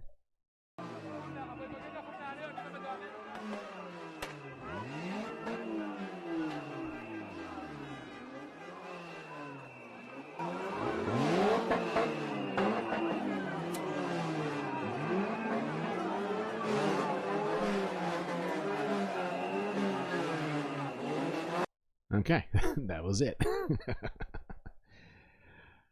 Nothing too crazy, just figured we'd show people celebrating around the world, just trying to live their lives. Question is Elon the prototype for AI-lon? Oh god. AI-lon? We can't have that. Can't have that, chat. What am I doing? Ah, yes. This next one is from Reuters discussing the dismantling of Credit Suisse, which during the, I think it was over a year ago now, but when a number of banks collapsed, they also were in the essentially about to collapse and then were bought up by a different company. What happens when an investment bank disappears? That was the question facing the financial world a year ago as Credit Suisse collapsed into the arms of its Swiss rival UBS. In the following 12 months, UBS. the big beast, the investment banking jungle, carved up Credit Suisse's carcass, carrying off its employees, its clients, and its assets. UBS doubtless got the best bits. It paid just 3 billion Swiss francs to absorb its arch rival, becoming the world's dominant bank catering to wealthy clients outside the US. It doubled its market share in Switzerland, where it's now responsible for about a quarter of all loans, and it is slashing costs. CEO Sergio Motti plans to cut $13 billion from the bank's combined expenses. UBS picked off some juicy morsels from Credit Suisse's investment bank too, particularly teams of deals makers in the United States. But others got in on the action. Banco Santander of Spain has picked up 200 bankers in the US, including several senior Credit Suisse executives, while Deutsche Bank and boutique firms like Moelis have also added to their ranks. The real feeding frenzy, however, has been in Credit Suisse's trading activities, particularly the capital-intensive businesses of structuring and trading fixed income securities, much of which UBS did not want. Credit Suisse. Okay, that's really all I wanted to watch of it, and it was really just to provide context to what I was going to say about this whole situation. Because one of the issues that is going on in banking with the collapse of different banks and other banks having to come in and buy them up, it creates a monopoly of banking, right?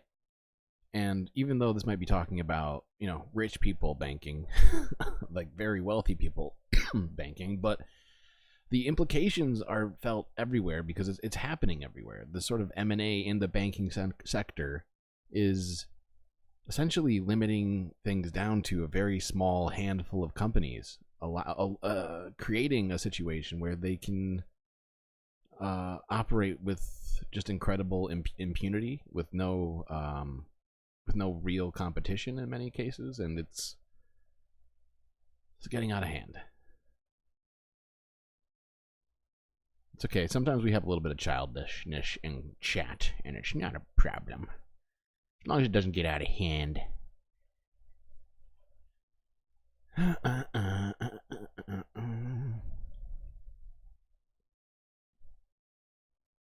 Alright, we're going to quickly touch down here in Russia and look at the fifth win for Vladimir Putin in the recent Russian elections. This first one's with Global News from a day ago.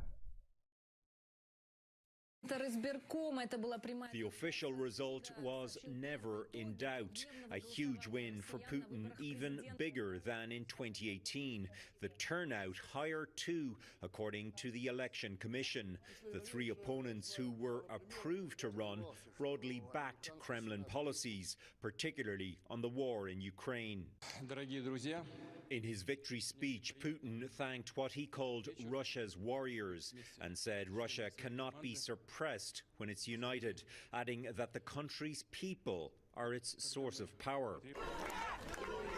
The opposition movement for this election arguably sat in the hands of Yulia Navalny, who lined up to vote. It's funny. Good things come in small packages, like take Tiny Bacula, for example. That's a great point, Moen Up. It just reinforces my my reasons for having made you a mod. It all makes sense, Who or what is Bacula? This is Bacula. The individual here in the corner of your screen here. You see him? Bacula. This is Scott Bacula from oh no. Quantum Leap.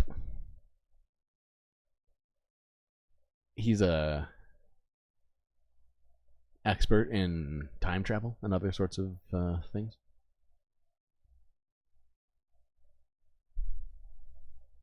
And he's just here as an emotional support Bacula for us to be able to get through all this stuff.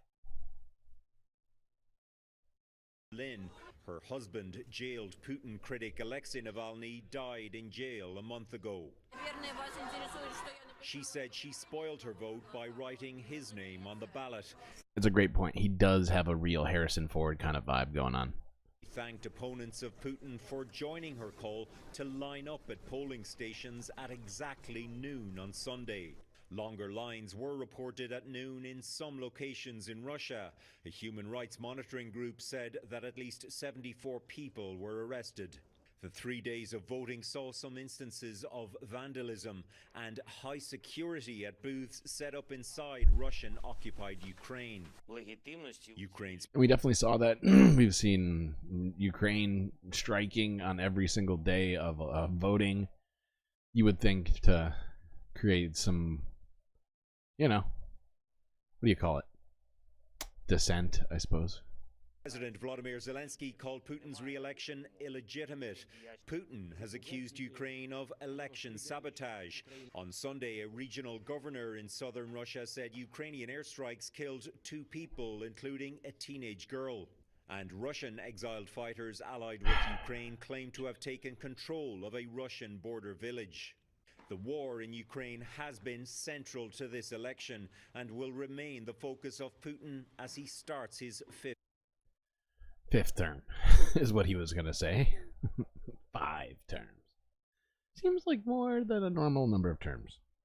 Actually, let me look this up. I think he's been in power for over 25 years.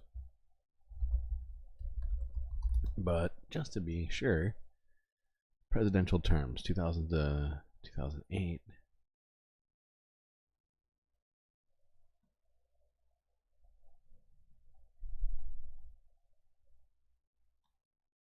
go over here. Thank you.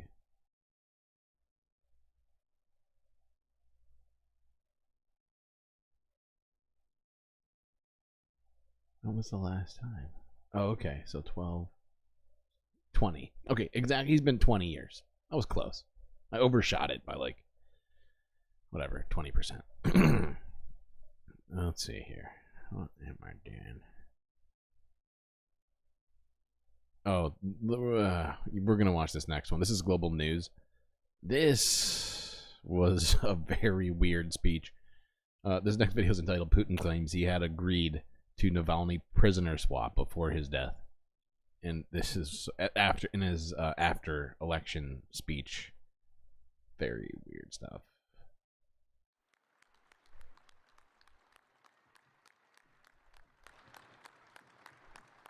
Russian President Vladimir Putin delivered a victory speech in Moscow on Monday after early election results indicated a landslide win. It has to do with the dramatic events that the country is going through. It has to do with the current situation, with the fact that we have to literally fight with weapons. The interests of our citizens, our people, and create a future for the comprehensive, sovereign, and secure development of the Russian Federation and fatherland.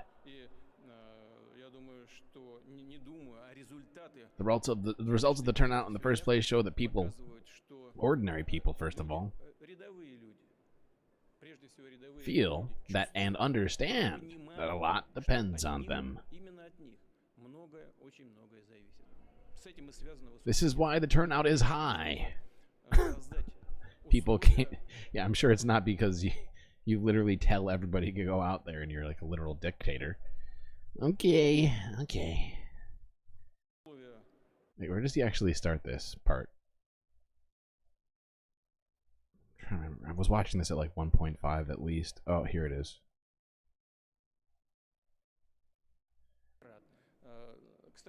By the way, what I'll tell you will be unexpected.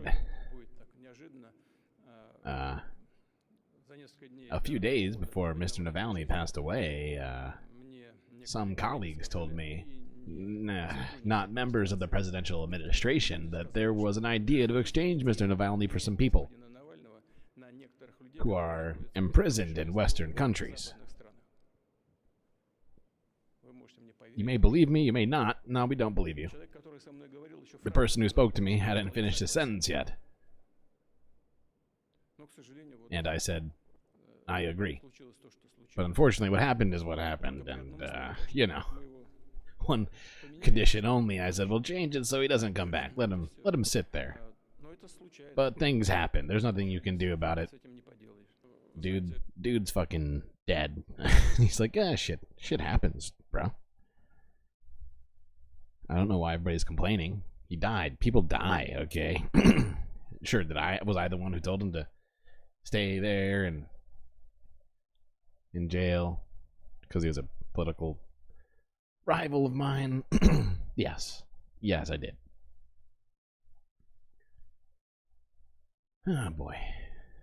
Okay, Vlad, thanks for that, pal.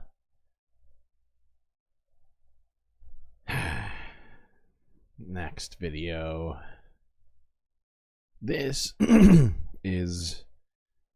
You know what I should do? Should I do that? How far are we? How far are we in the stream? 2 hours? How much do I have left? No, we're just going to push forward. We're going to push through this situation. Fuck it. I considered rewatching that Democracy Now! Video now that we've moved on to global politics, but it's okay. We've gone too far. We've gone too far. This next video, though, moving to Africa from Reuters 12 hours ago. This piece is entitled Niger Ends Military Accord with the U.S., Junta Says.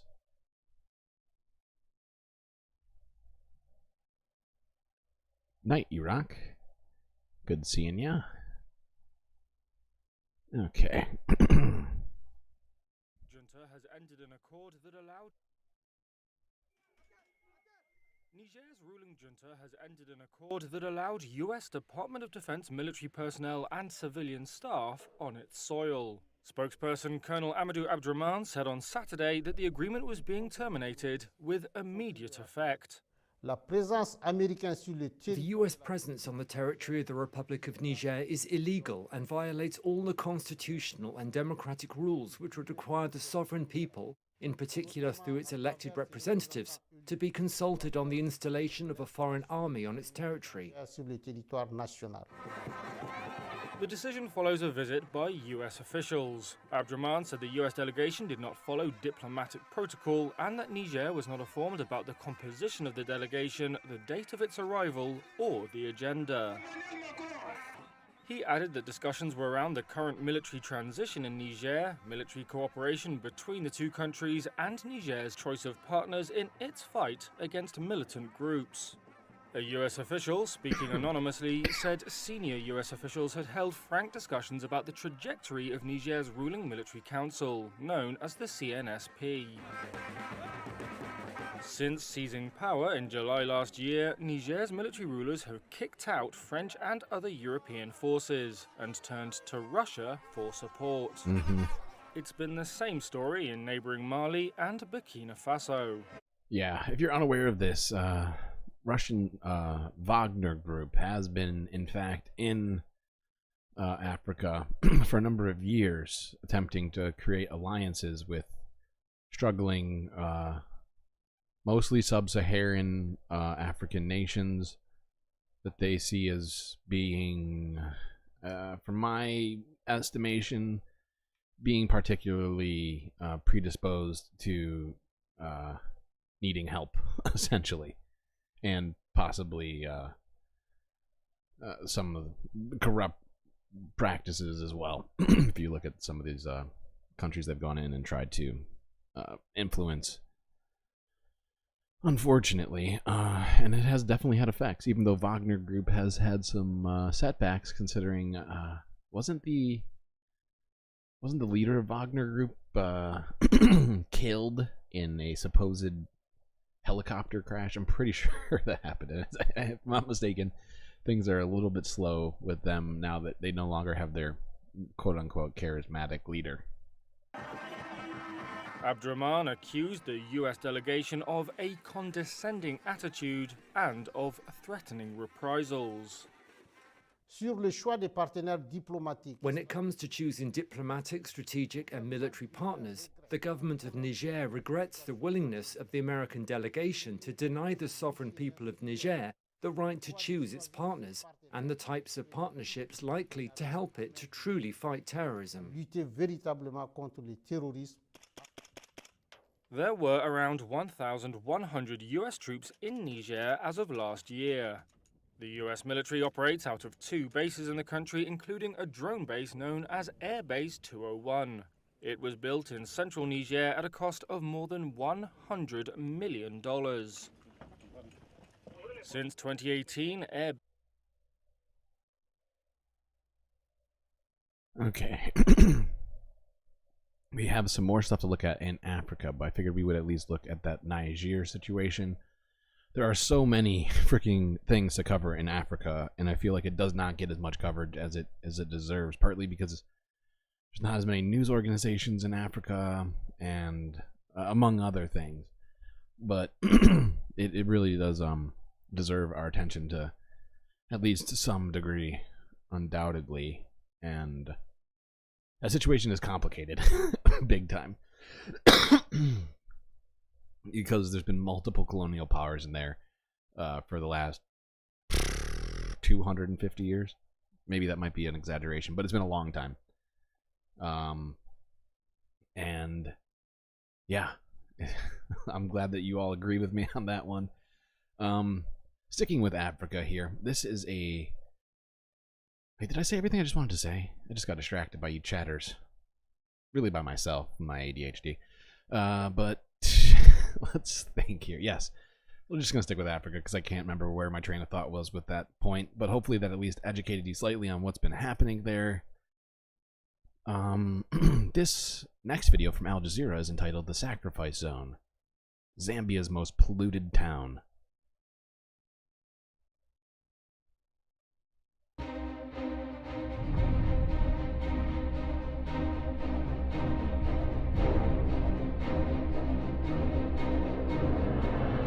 Around the world, tens of millions of people live in so-called sacrifice zones, areas that are often permanently damaged because of pollution from heavy industry.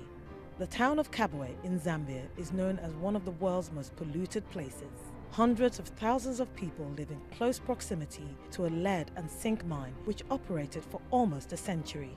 Many residents say their children are suffering from toxic consequences and are seeking compensation. People in Power investigates.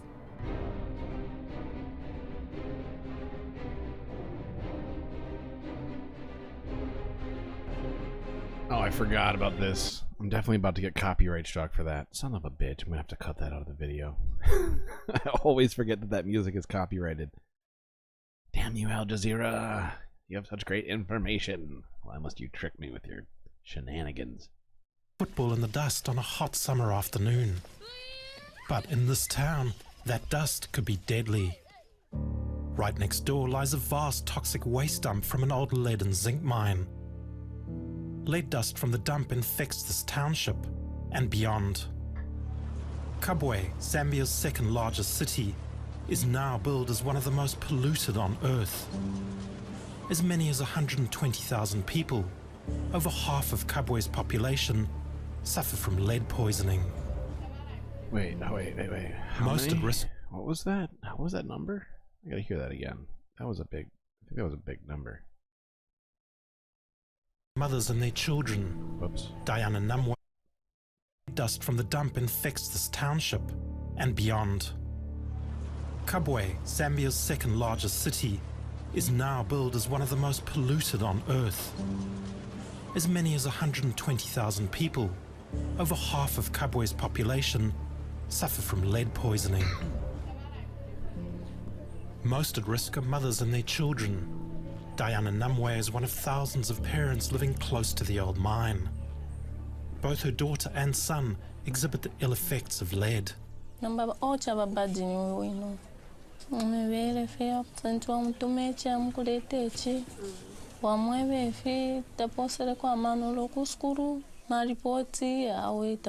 shit, sorry chat. I'm not reading. I'm not doing my job. Whoopsies. Don Lemon, what are you doing? Hold on. Sorry chat. That's my bad. Full screen. Go back so I can read. Where did it start? There? Let's say there. No, don't be a dick. Of parents living close to the old mine. Both her daughter and son exhibit the ill effects of lead. The one who is badly is this one. You tell him something, but he doesn't pay attention. Even at school, the reports are not good. He isn't making any progress. Misbehaving, playing in the dirt. When he's sent to fetch something, he won't refuse, but he will just bring something else in turn.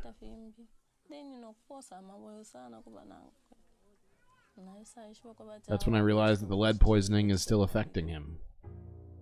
Environmental pollution experts have given cities like these a label. The term sacrifice zone refers to an area, usually heavily polluted and poor, that essentially has been forgotten.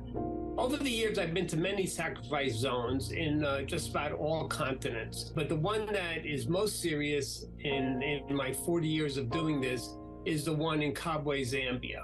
Professor Jack Caravanos is a world-leading authority on environmental lead pollution. And Kabwe has the worst lead pollution he's ever seen.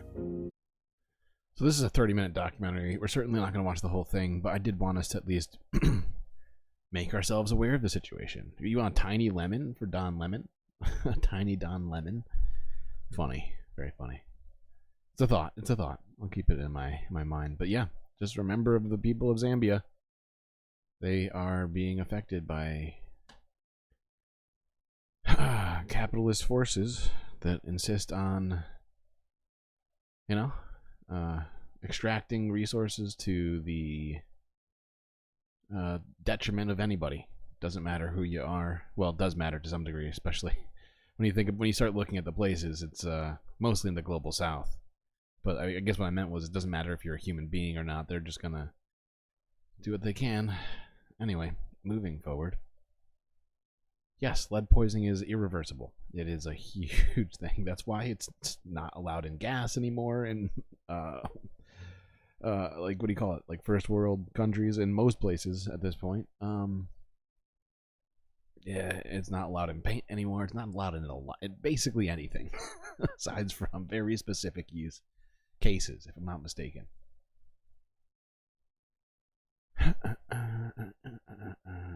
Okay, going over to China. Oh, whoa. Is that... I didn't even notice. My soundboard... I turned my soundboard down. China. There we go. China. China. Alright, so... this first video is from Reuters, entitled China's Property Slump Dampens Upbeat Economic Data. Sorry, my glasses.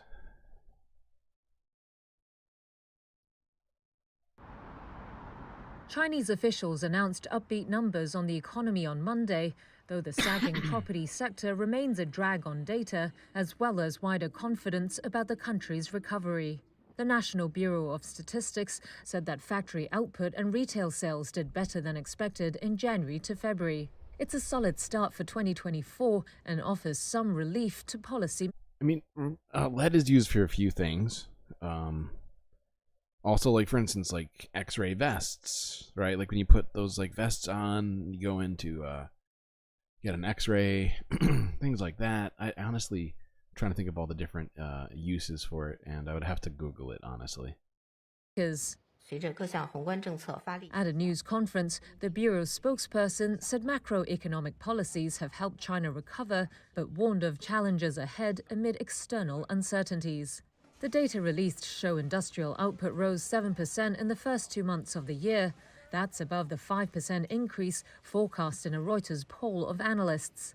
It's also the quickest growth in almost 2 years.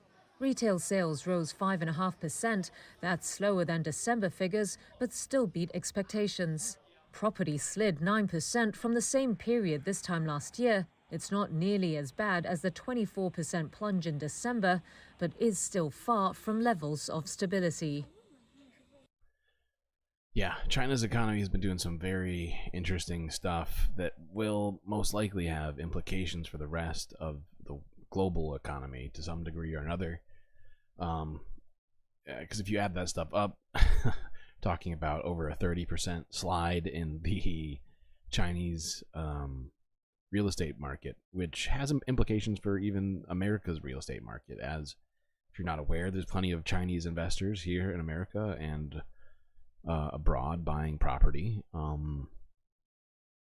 And, you know, to some degree, if prices slump enough in China, those people may be forced to sell the property they have in America or otherwise to cover their losses in other places, specifically China. This next video, yes, radiation shielding, definitely something. Soldering joints, good point.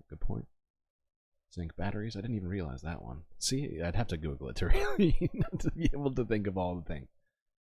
Oh, and Mono, I think, just Googled it. Okay. Next video. Staying in China. China? Yes. China. This is from Reuters. It's entitled China State Media Slams U.S. Over SpaceX Satellites. Chinese military and state-run media have accused the US of threatening global security. That comes days after Reuters reported Elon Musk's SpaceX was building hundreds of spy satellites for a US intelligence agency. SpaceX's Starshield unit is developing the satellite network under a classified $1.8 billion contract with the National Reconnaissance Office, or NRO. That's according to a report released on Friday by Reuters, citing 5 sources familiar with the program. A social media account run by the People's Liberation Army, or PLA, said the SpaceX program exposed US shamelessness and double standards. Washington has accused Chinese tech companies of threatening US security. The editor of a magazine overseen by the ruling Communist Party was also quoted in the Global Times as saying the satellite project posed a challenge to global security and stability. Another company run by Musk, EV maker Tesla, has a large manufacturing presence in China. Neither the PLA-run social media account or the Global Times mentioned Musk or Tesla. In response to the Reuters story, the NRO acknowledged its mission to develop space-based surveillance systems, but it declined to comment on the extent of SpaceX's involvement. The world's largest satellite operator also didn't respond to several requests for comment about the contract. China has said it also plans to start building its own satellite constellations. SpaceX, NRO, and the Pentagon did not immediately respond to... Yeah, and that's the thing. Everybody starts throwing up all of these massive arrays of satellites. Are they all communicating with each other? Because I feel like it's all going to start presenting some real problems very shortly. It's getting crowded up here in space. If you watch the windows, you know, there's constantly satellites flying by. What am I doing next here?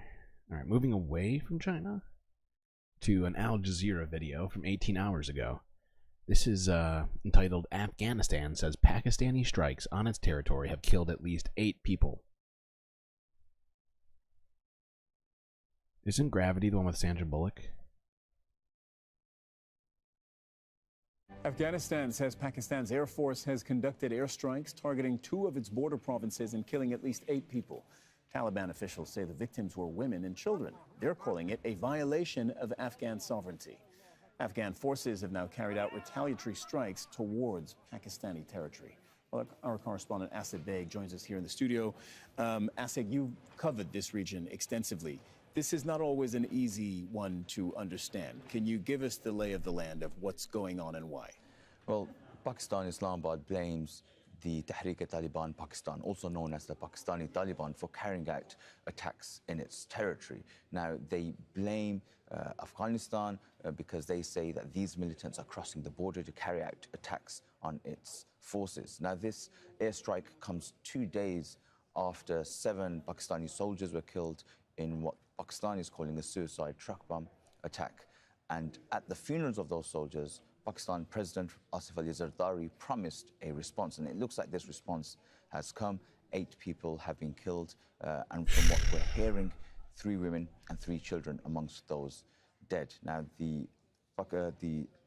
Afghans are saying that Pakistan aircraft reconnaissance and fighter jets carried out attacks on civilian homes in the early hours of the morning, where these civilians were killed. Now, there have been a number of cross-border attacks from the Pakistani Taliban on not only the Pakistani military, but also the Pakistani police in those bordering provinces.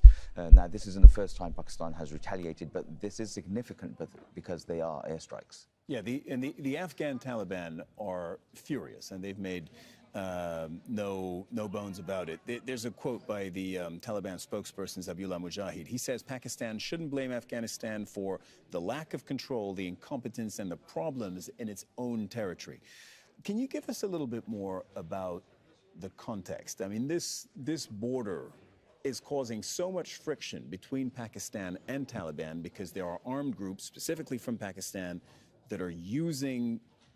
They have spots in Afghanistan that they use as bases to launch attacks. It's not just the spots that they're using. It's if you go to those border areas, if you speak to the police, and what they tell you is that since the Taliban takeover of Afghanistan in 2021, they've seen an increase of attacks, but not just an increase of attacks. They've seen those militants equipped with new weapons that NATO forces have left behind, the weapons that the Pakistani police don't have, weapons that have thermal sights, longer range weapons, and they're able to carry out attacks and just disappear. And this is causing a real frustration amongst the forces inside Pakistan. But also there's this ideological affiliation that the Pakistani Taliban has with the Afghan Taliban, and Islamabad has sought to blame Kabul for that.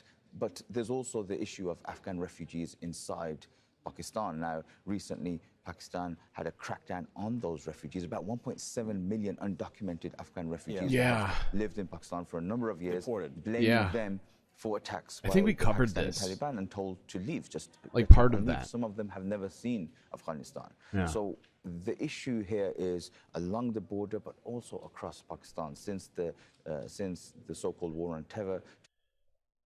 Yeah, this whole situation, like, feels like it, and it's not just a situation, but it just feels like the Middle East is becoming more and more unstable right now with what's been going on in Palestine. I think the ripple effects of this catastrophe are being seen everywhere, and not to say that they're all intrinsically linked, but I do get the sense that people are feeling not only antsy, but maybe in some cases emboldened and or frustrated, whatever it might be, right? And it's causing, I think, a lot more issues than any of them need. I think somebody who was a bad lefty was like, just what they need. No. Yeah. Yes and no. Yes in a sarcastic way.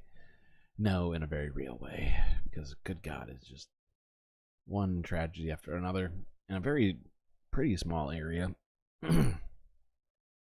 Granted, well, not that small, actually, now that I think about it. Depends on how far we want to go and define the Middle East by, technically. Because really, it's really a part of Asia, when you look into it to some degree. What's next? I guess I should have done this in the other order. It would have made more sense. Doesn't matter. This next video is from France 24 English. World Recycling Day. Thailand drowning in foreign plastic waste. Now, this has been a problem that has been increasingly problematic. Problem that's been increasingly problematic. Yes, exactly. And we talked about some of this yesterday in terms of the fact that the oil industry intentionally pushed false figures and claims in order to avoid regulation. And you may or may not be aware of this, but a number of years ago, China stopped allowing foreign plastic waste into its country. It used to be the #1 importer of foreign plastic recycling, and then stopped. And the response of Western countries that were doing the exporting essentially moved all their exports to countries that were further south in Asia, like I think like Malaysia, Thailand, and some of these other places were hit pretty. And they accepted it because it was technically some beneficial to some people, but it has created a severe problem.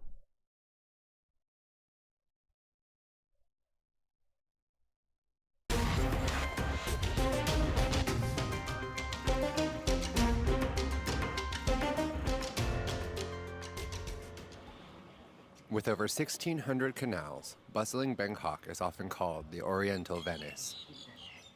The reality, however, is that these waterways are trash dumping grounds. So you'll see a lot of houses like this, where they've been built out onto the canal.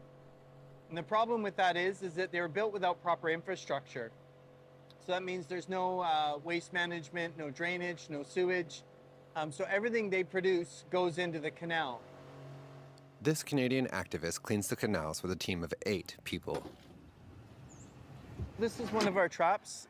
We have 3 currently, and we'll be adding 1 more. Clearing these traps is an endless cycle. In almost 4 years, this NGO has collected more than 1,000 tons of garbage from the canal. That's probably about 600 kilos. So this is quite average.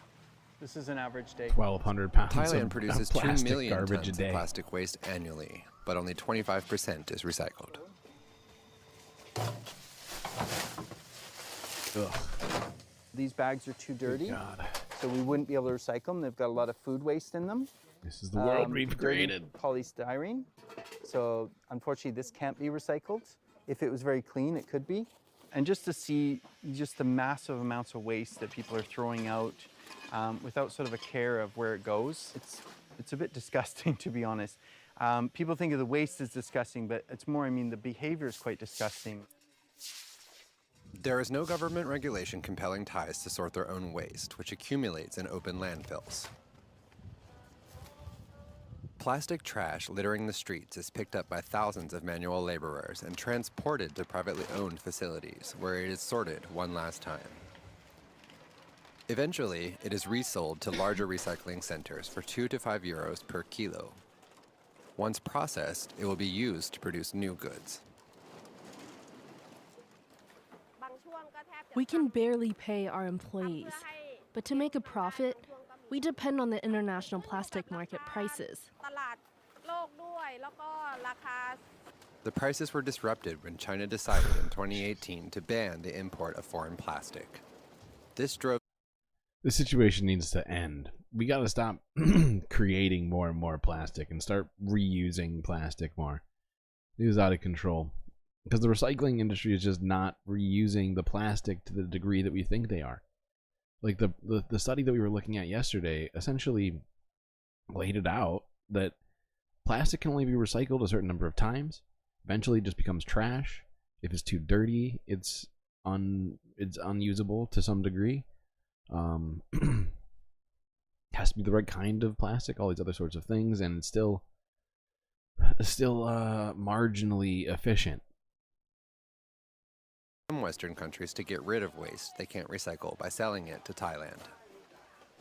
The result? A financial windfall, the primary beneficiaries being giants of the Thai plastic import industry. For those working hardest at the bottom of the chain, though, the influx of foreign waste feels unfair. It made the prices of plastic crash over the last 6 years. Today, when we resell the plastic, we sell it cheaper because the waste imported from abroad is also much cheaper. Collectors can no longer earn a decent living, so they change jobs, and nobody picks up the trash anymore. Since 2018, Thailand has been choking on plastic. Its plastic waste imports have increased tenfold. Its destination? A shipping port south of Bangkok.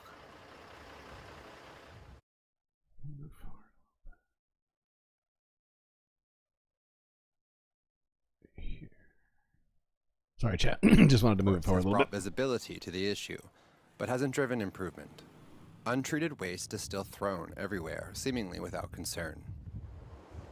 A Buddhist monk shows us his solution. In his monastery, used plastic is transformed into fabric to make saffron robes.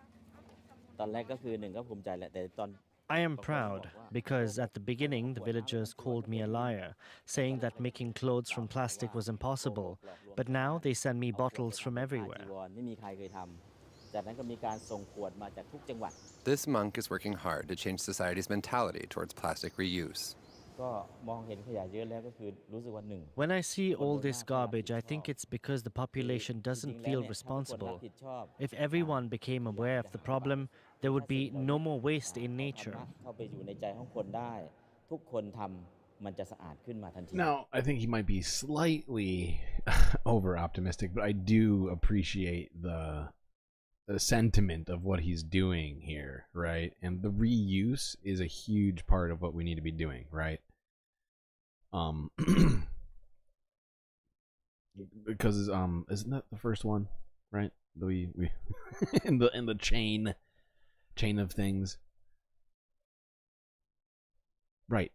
Nylon is plastic. Exactly. Okay, chat. We're gonna be moving over to some other stuff here. I think you probably know it's coming, but I need a quick break since it's been almost 2.5 hours now, and I'm gonna have at least, I would say, like, I think we have like another hour to go at least. So I'm gonna do this.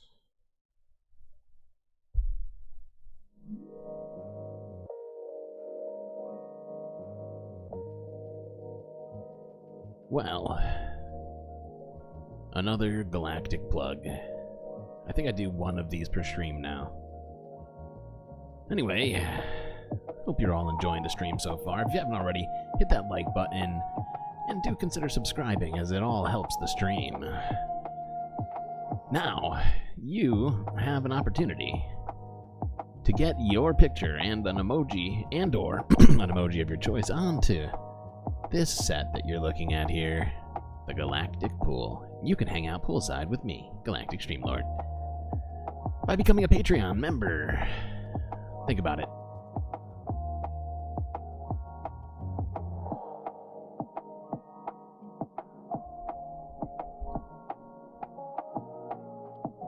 Anyway, chat, I'll be right back. Oh, I almost forgot to mention that it's not just that. There's plenty of other interesting sort of things you might get with becoming a Patreon member.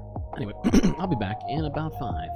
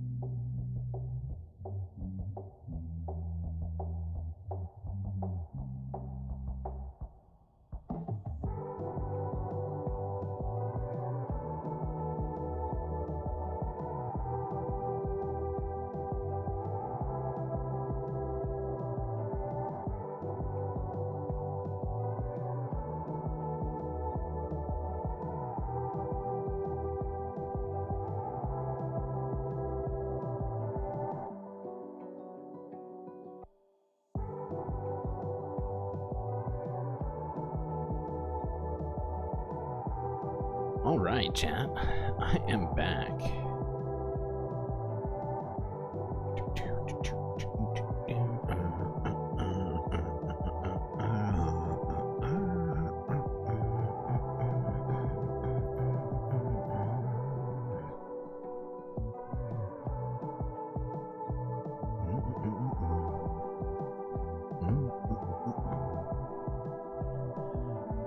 Alright, chat.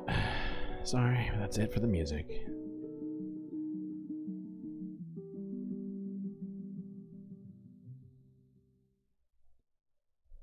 It's a bold strategy, Cotton. Let's see if it pays off for him.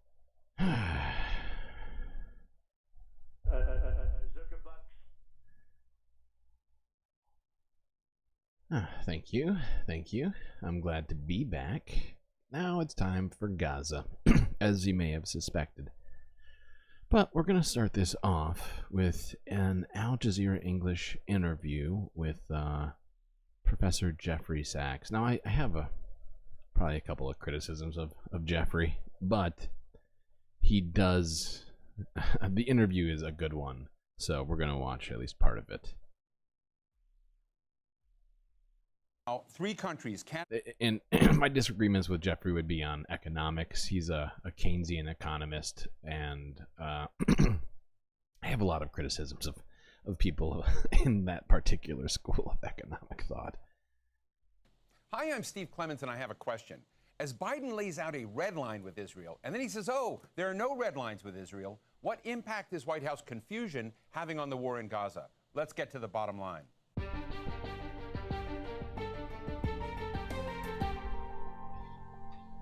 After realizing that he's losing a good chunk of his electoral base, U.S. President Joe Biden and other Democratic Party leaders have turned up the heat on Israeli Prime Minister Benjamin Netanyahu, in words, if not necessarily in actions.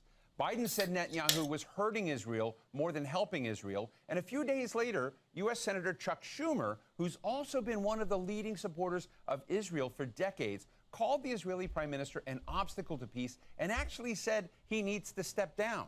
But does this just make Netanyahu more popular in his own country? And how does this public spat do anything to end Israel's war on Gaza, now in its 6th month of starvation, disease, and total destruction for the millions of Palestinians who've just got nowhere else to go?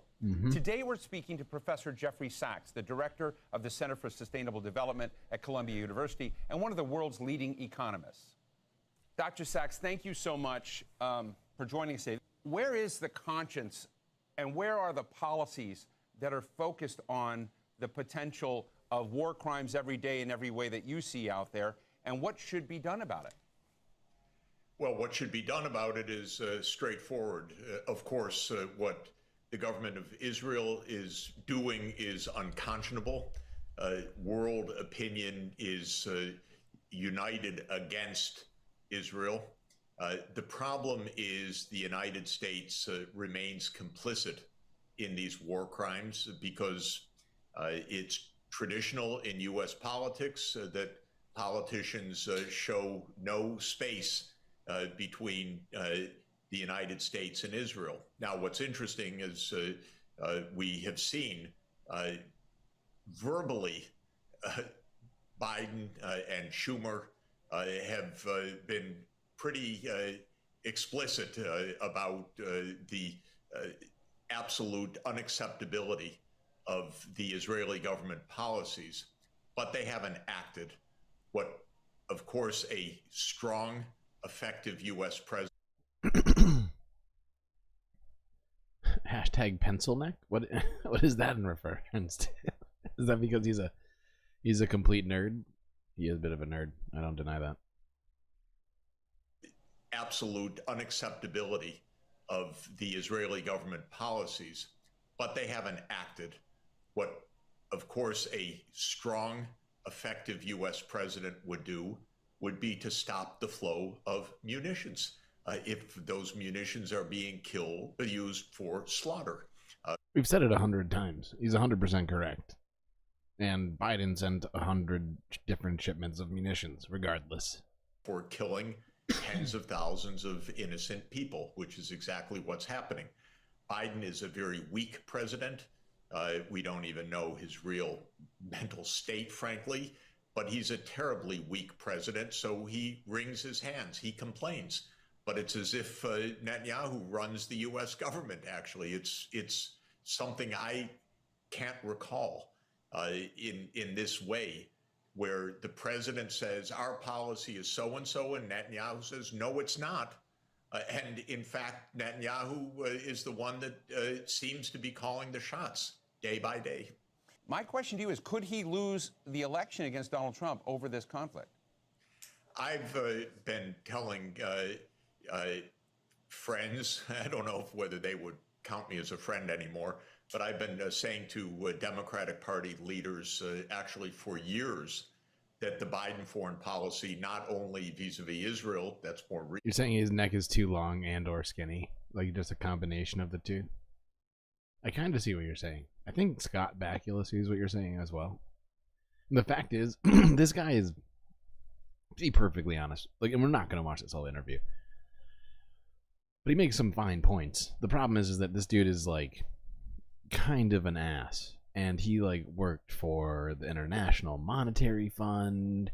He worked for a bunch of different, like, sort of unfortunate, if you will, institutions, you know.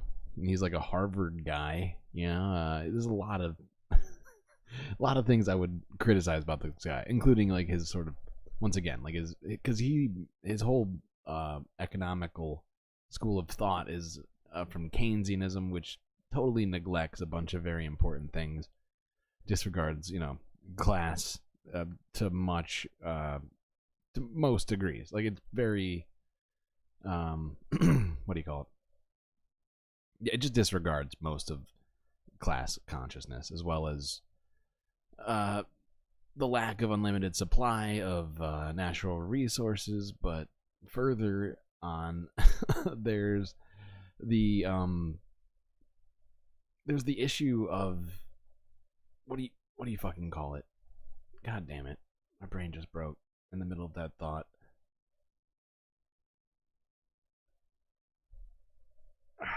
But, like, it essentially, it still relies on free market economics to do what people like Adam Smith suggest, like, with the free what's it called, the invisible hand of the market, and all these other sorts of nonsensical, basically, like, mythological beliefs that are implanted into economics.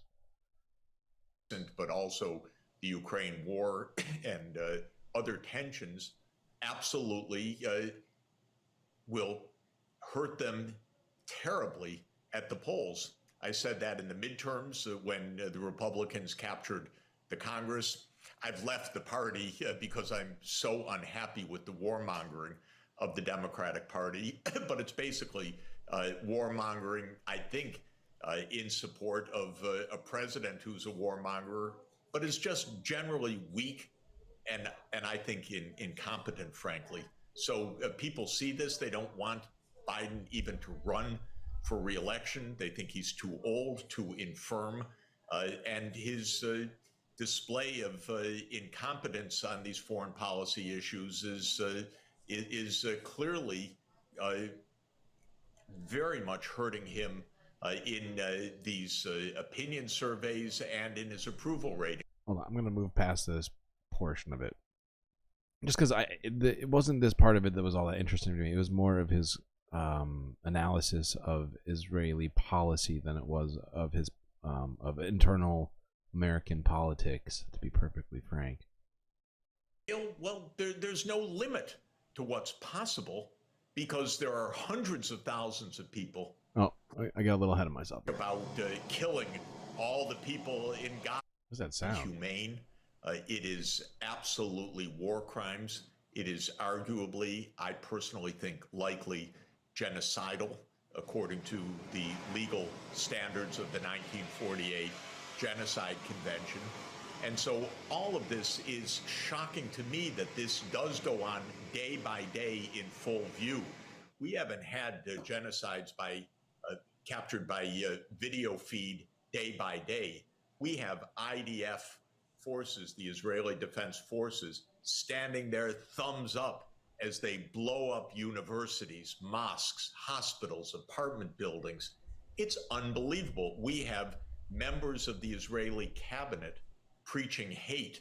We've seen these religious, nationalist, extremist rabbis talk about killing all the people in Gaza and asked, do you mean the children? Rabbi says, yes, the children, they can grow up to be terrorists. We're seeing things that are absolutely unconscionable. And we need Israeli leaders and intellectuals to stand up and say that is not acceptable for our country and our society. And we're not seeing it, but we need to see that.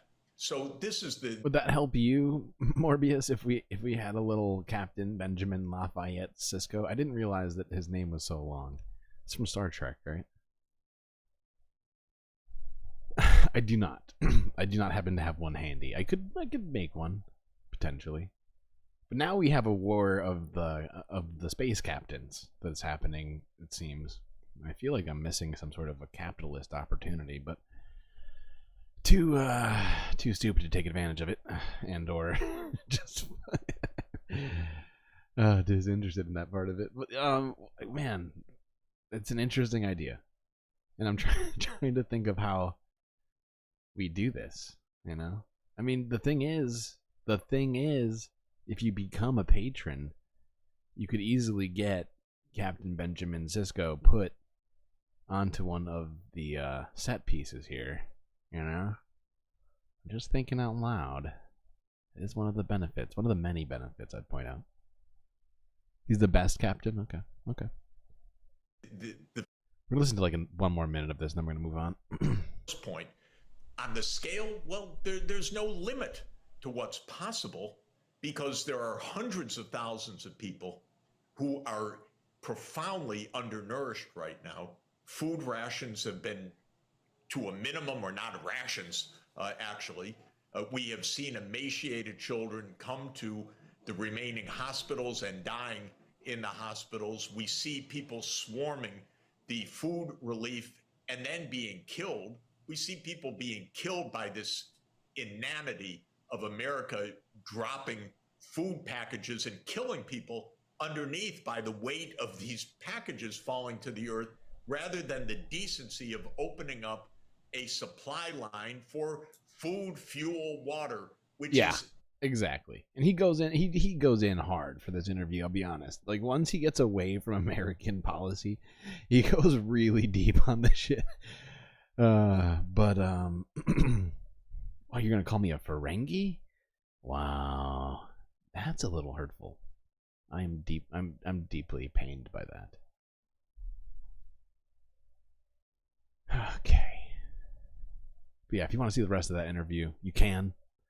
Honestly, the fact is I'm not a huge fan of the guy, broadly speaking, in terms of his effect economically, but he just comes out here and just says it like it is, and I'm just like, oh, well, wow, you even got this guy saying it. Might as well look at it briefly, because it does say a lot, I think. Although he's in this weird niche where I feel like what's the word? How do you put this? You're a Captain Pike fan. Okay, I see what you're saying. And the thing is, why are people apologizing? No, you don't have to apologize. I was teasing you, Bad Lefty. I mean, I gotta make money somehow. This YouTube page isn't even monetized yet. Alright, what's next? This video.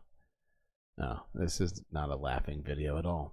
No, this next video is from 23 hours ago. Another Al Jazeera video entitled Israeli forces detain an Al Jazeera correspondent during raid on Gaza's Al-Shifa hospital. If you were here at the beginning, we kind of looked at that real quickly on Democracy Now! You know what, maybe that's what... No, we'll watch this and then maybe we'll watch that as well. Yeah, okay. We begin with breaking news out of Gaza, where Israeli forces are surrounding the Strip's largest medical complex. There have been reports of deaths and injuries inside Al-Shifa hospital. Video uploaded online shows dozens of Palestinians fleeing the compound. Hundreds of patients, medical staff and displaced people are sheltering there. We're now besieged inside Al-Shifa hospital. We're being heavily shot at. The occupation forces suddenly raided the hospital. As you can hear now, there are intense clashes going on. We're hearing sounds coming from the gate. There is shrapnel falling all over the hospital's courtyard. Well, Gaza's health ministry has released a statement saying that it holds the Israeli occupation responsible for the lives of medical staff, patients and displaced people inside the complex. It goes on to say that the Israeli operation is a flagrant violation of international humanitarian law, and it accuses Israel of using fabricated narratives to deceive the world and justify the storming of Al-Shifa. Well, Willem Marx joins us live now from occupied East Jerusalem. Willem, so what more has the Israeli military been saying about this operation at the Al-Shifa hospital? Good question. Well, Darren, they've released a couple of statements over the last couple of hours talking about the intelligence that indicated the presence of fighters in the area of the Shifa hospital, their use of the hospital's infrastructure. This is their words, to conduct terrorist activity. They said they are now conducting a... Where's the outrage in the reporting? I'll be honest. I feel like all Al Jazeera journalists just deserve like a pat on the back and like a hug, okay? I feel like some days I feel like I'm an Al Jazeera journalist because I'm constantly covering this shit, but they're right in it, right? Like, I am shocked that they're not all crying or throwing things every time that they're on TV. Like, the fact that that's the case is in its own miracle. Precise operation inside that hospital based on that intelligence, trying to essentially forestall and end some of the activity. They've talked about the fact that they encountered fire inside the hospital, responded with live fire, and individuals were hit by that live fire. They've said, though, in the last hour, their troops are continuing to operate in the area of the hospital. And Willem, how unusual is this for the Israelis to discuss an ongoing operation in such detail? It is unusual, and what's so interesting about the statement they've put out in the last couple of hours is that talking about the idea that troops were instructed on the importance of operating cautiously, as well as on the measures to be taken to avoid harm to the patients, civilians, medical staff, and medical equipment. Don't forget, over the last few months, whenever Israeli soldiers have been involved in operations in and around hospitals, there's been huge discontent amongst local Palestinians, but also... There's huge discontent among my brain, to be honest, because every time Israel attacks a hospital, my brain says that's a war crime. Illegal. And then I'm like, well, we should probably stop that, you know?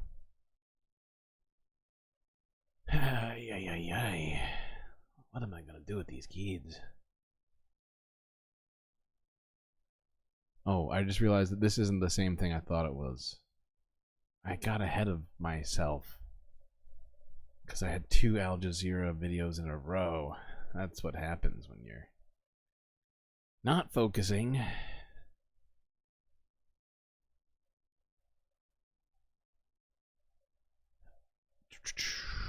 Do we go to this next one?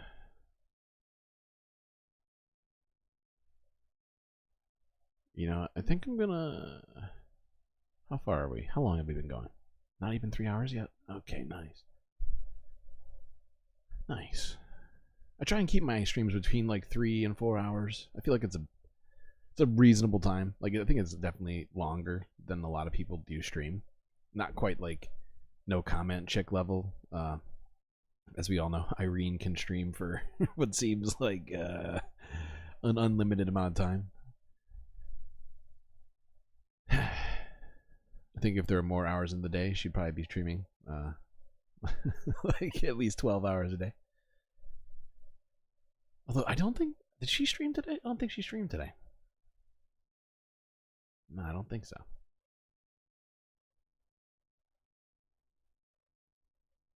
IOF. Yeah, that's something you know, that's a great point, Bad Lefty. I had a graph saved. I lost it. I don't know where it is in all of my shit.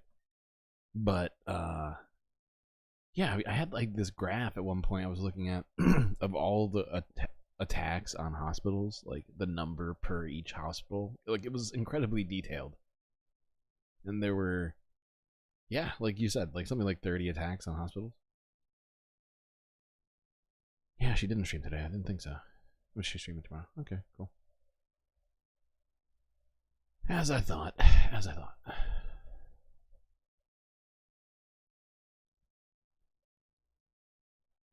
Before we go further, maybe we'll just do this at the end. I'll ask you guys where you're at the very end on this situation, just in case, because it feels like it'd be a good palate cleanser to end with, honestly. But this is the video that I actually told you about just before this, because I tricked you and we watched a completely different video. So this one is actually the one detailing in further detail this attack on Al-Shifa Hospital. Israeli forces raiding Al-Shifa Hospital have severely beaten Al Jazeera journalist Ismail Al-Ghul. He was covering the military's attack with colleagues when he was dragged away. Satellite trucks belonging to the press crews there were also destroyed by Israeli forces. This news coming into us just in the last few minutes. We can go straight to our correspondent Hani Mahmoud, who is on the ground for us in Rafah in southern Gaza. What can you tell us, Hani, about these latest developments regarding our Al Jazeera journalist at Al-Shifa Hospital?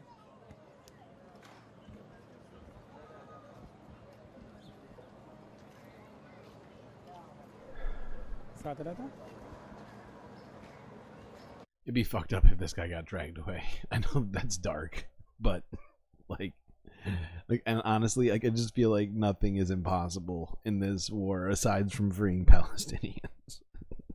It's like, and that's a joke too. But I guess my point is that just like there's been so many atrocities and things that people said wouldn't happen that have definitely happened during this time, and it's gone on for over 5 months now. Where you're just like, I mean, me, I just feel like I'm at my limit on all this in a way, you know, like where I'm just like I've been at a limit, but just it You had Top Chat on? That's crazy. That is nuts. Hani, if you can hear me, we are. Yes, I do. Yeah. Yes, so please, yes. we're getting these reports. We're getting these. That's who we need to get in here, Jerry. She hasn't even been into the chat, but she has her own command in our in our stream chat. It's crazy. It's so funny. Reports about Israeli forces raiding Al-Shifa Hospital and severely beating up one of Al Jazeera's own journalists, Ismail Al-Ghul. What are you hearing?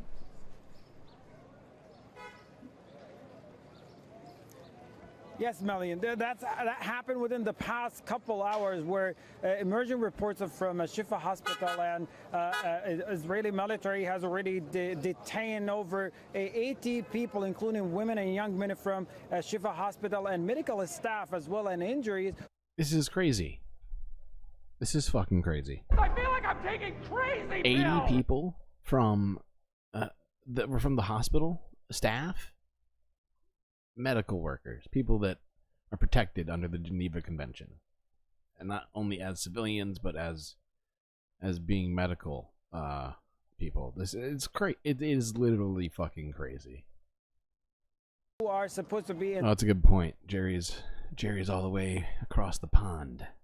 Inside the hospital getting treated, including also our colleague Ismail Al-Ghul from Al Jazeera and his crew member on the ground has been covering the ongoing genocidal war and the ongoing Israeli military attacks and atrocities on the ground. What we were told by an eyewitness inside the hospital, that Ismail and his crew member were actually beaten and were verbally abused and dehumanized, basically, before they were and tortured before they were led into the unknown area. It's important also to point out that the Israeli military bulldozer did in fact destroy. Okay, chat. Al Ghul does sound like it. Raz Al Ghul. Yeah, exactly. Mo knows what's up. I'm Batman.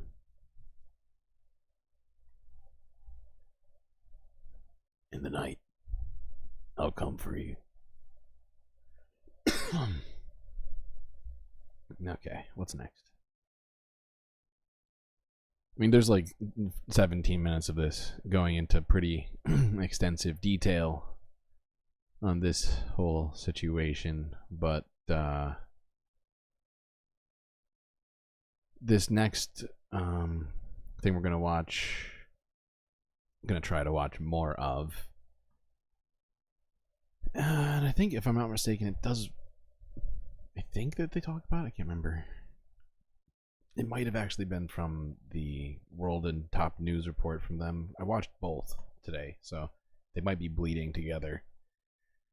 But this is from Democracy Now! A report from Rafah, Palestinian poet Muhammad Abu Lebda on daily hardships amid Israel's war. This is Democracy Now!, democracynow.org, the War and Peace Report. I'm Amy Goodman. We begin today's show in Gaza, where humanitarian agencies say a small amount of flour has been delivered in northern Gaza for the first time in months. As the UN Food Agency warns, famine is imminent and 70% of Palestinians in Gaza are facing catastrophic hunger. This comes as UNRWA, the UN Agency for Palestinian Refugees, is reporting 1 in 3 children under the age of 2 in northern Gaza is now acutely malnourished, as Israel continues to block most aid from entering Gaza. On Friday, a ship carrying 200 tons of aid arrived in Gaza from Cyprus, but aid groups say far more aid is desperately needed inside Gaza. Despite growing international criticism, Israel's Prime Minister Benjamin Netanyahu is vowing to move ahead with a full-scale ground invasion of the southern city of Rafah, where over 1.4 million Palestinians are now seeking refuge. For more, we go to Rafah, where we're joined by Mohammed Abu Lebda.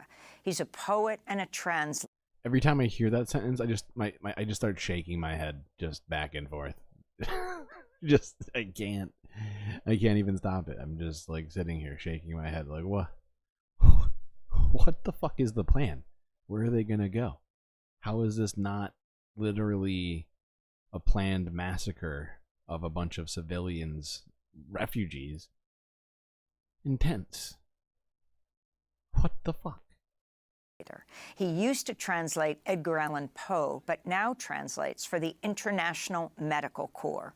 Welcome to Democracy Now!, Mohammed. Thank you for joining us today on Democracy Now! Can you describe the situation on the ground in people who are, in response to you, Chris, if the people who are starved and not shot or blown up, or any of the other possible ways of dying, as being part of the casualties, we got a serious problem. I'm pretty sure everybody's been counting those as casualties as well. If they're not doing the whole job. And tell us about your city. Okay, hi. It's my pleasure to be here. Actually, as you may see in the background, I'm talking about the tents that are here, and I want to say that every single street in Rafah city is full of tents because after people were forced to be displaced from the rest areas of Gaza Strip from north until Khan Yunis in the south, and they didn't find any shelter but Rafah city. Which actually, let me say that the border towns, Rafah is a border town, and the border towns usually are neglected, and it's not even known only for geographers or even border guards. So Rafah was suffering in the normal days from bad infrastructure, lack of many basic life needs. So actually, let me say in the war of 2014, the people of Rafah were demanding to have a hospital, because we here until now, we are in 2024, we don't have a suitable hospital that can provide a good medical services to the people of Rafah. To just describe the horrible situation that is Rafah is living. Rafah used to have a population of 250,000 people only. Now we have over than 1.4 million people without any suitable infrastructure or without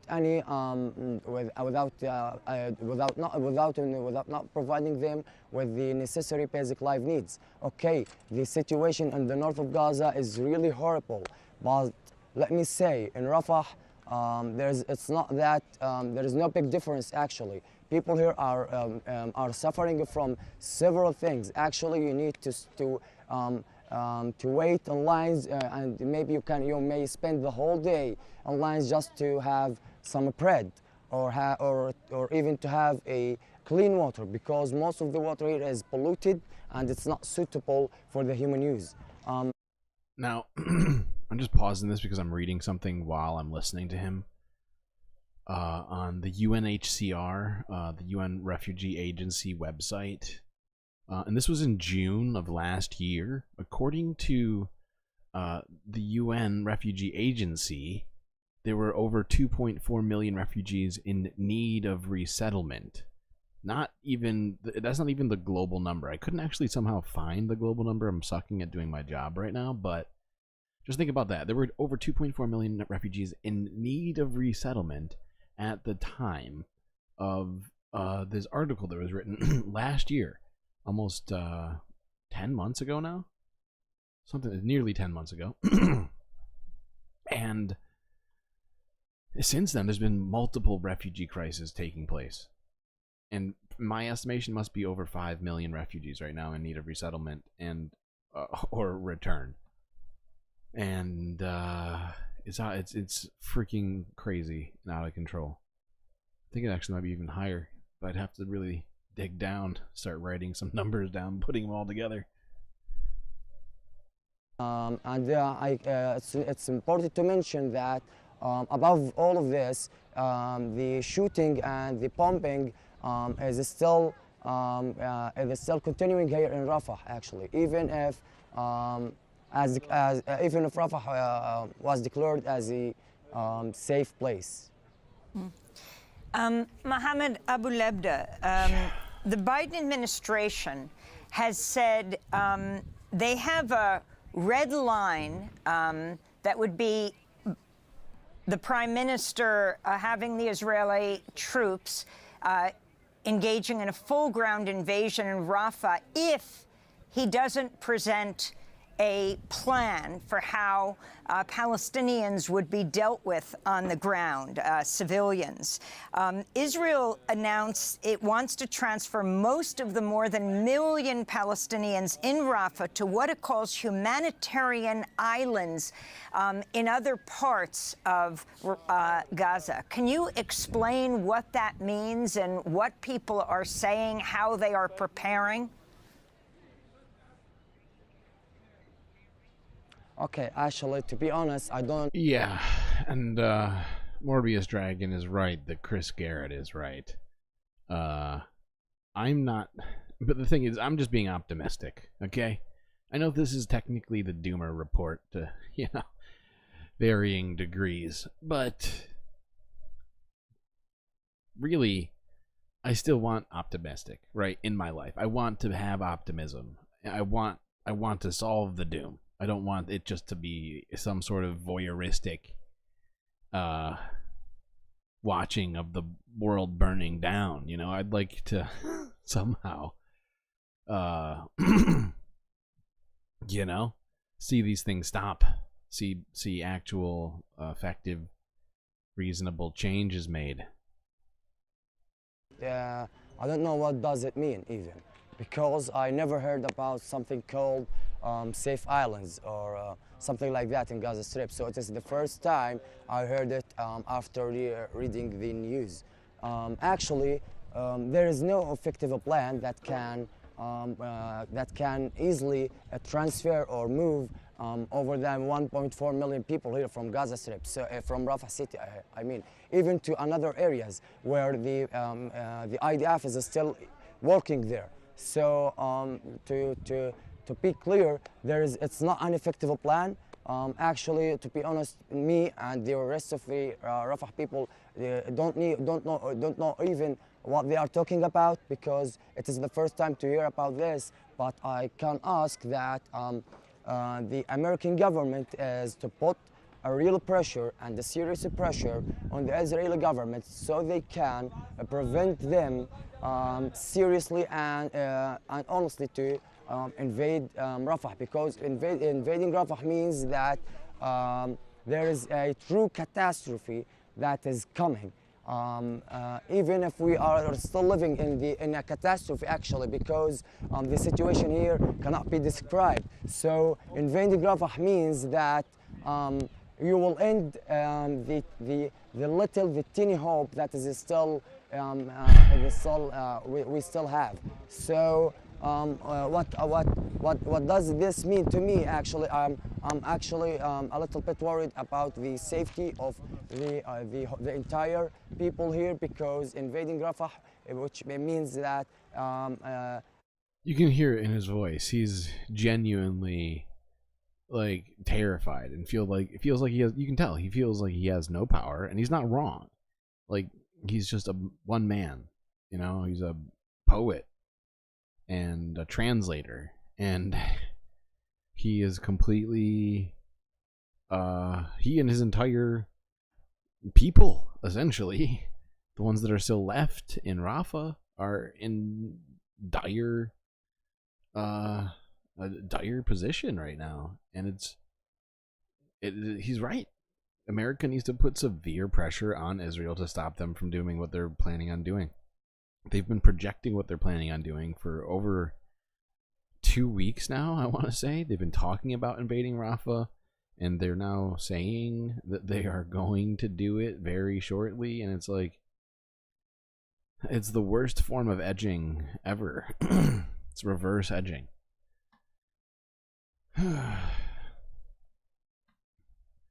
It's like, you know, like for 2 weeks saying, oh, we're gonna basically massacre these people. Like, it is fucking scary. And it's like, when, and the fact is, the government has taken a turn in tone, right? I will admit that, and I'm happy to see it. It's real late in the game, but it's necessary. And hopefully they'll really pick it up from here and start making some genuine, like, decisions and statements, actions to stop Israel from what it's planning on. Because it's just, everybody can see that it needs to not happen. Literally anybody with eyes on this situation knows that that's just, that should be completely out of the question.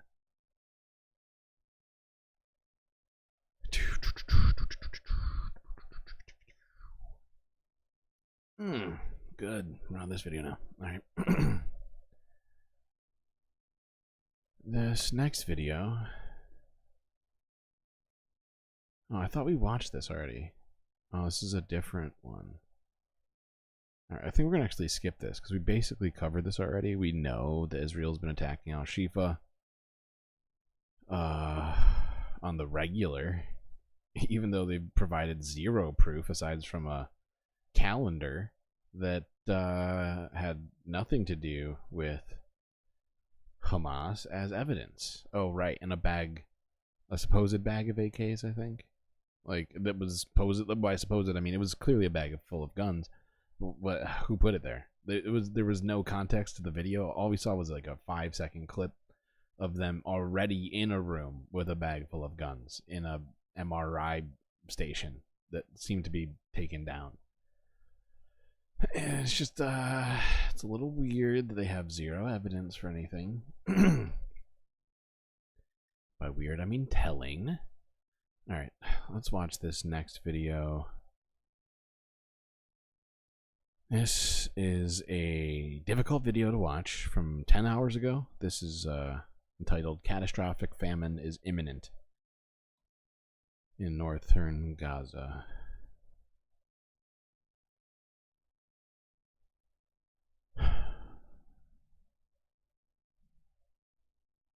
Whoops, hold on.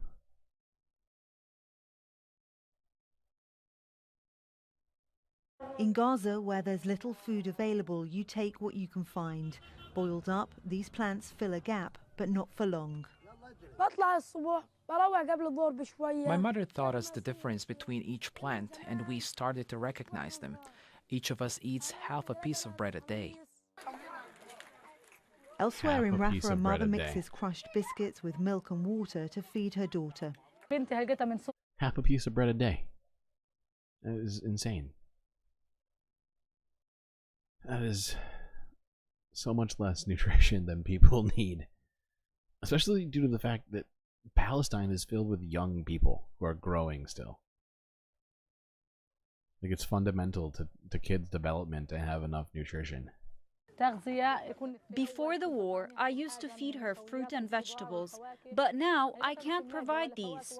I used to give her high-energy biscuits, but we can't afford them.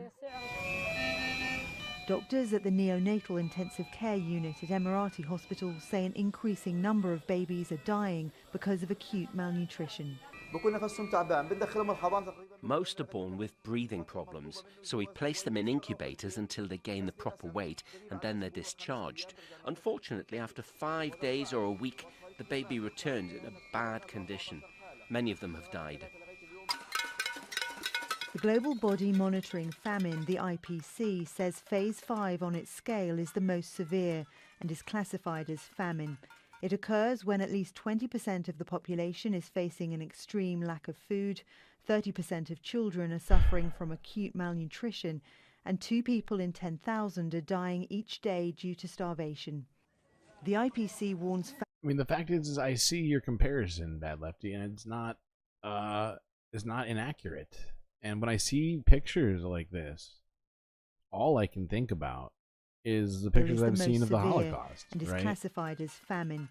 Like, it granted, occurs we're whatever 80 years past it, but you see huge lines of children, starving children, with bowls for rice and broth.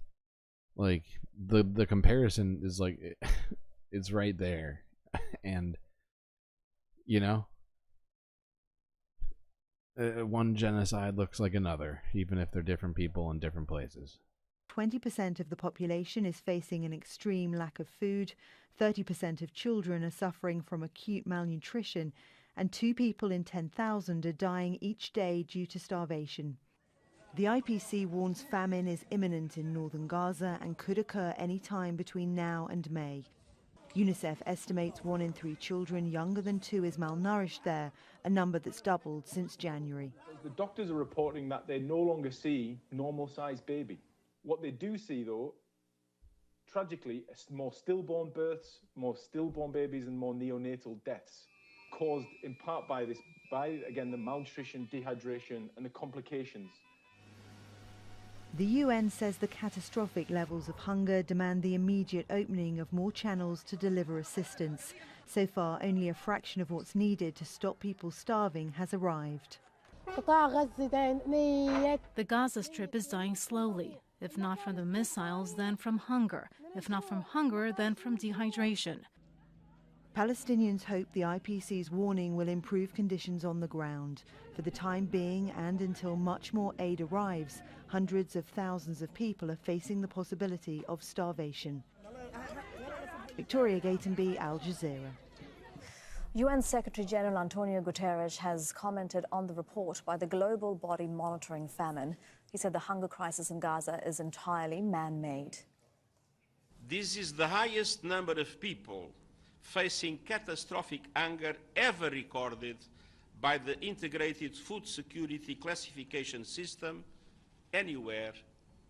Yeah, don't I'm starting to read some of these messages going by right now. I'm also trying to focus on this piece, but yeah, Sticks, eat food.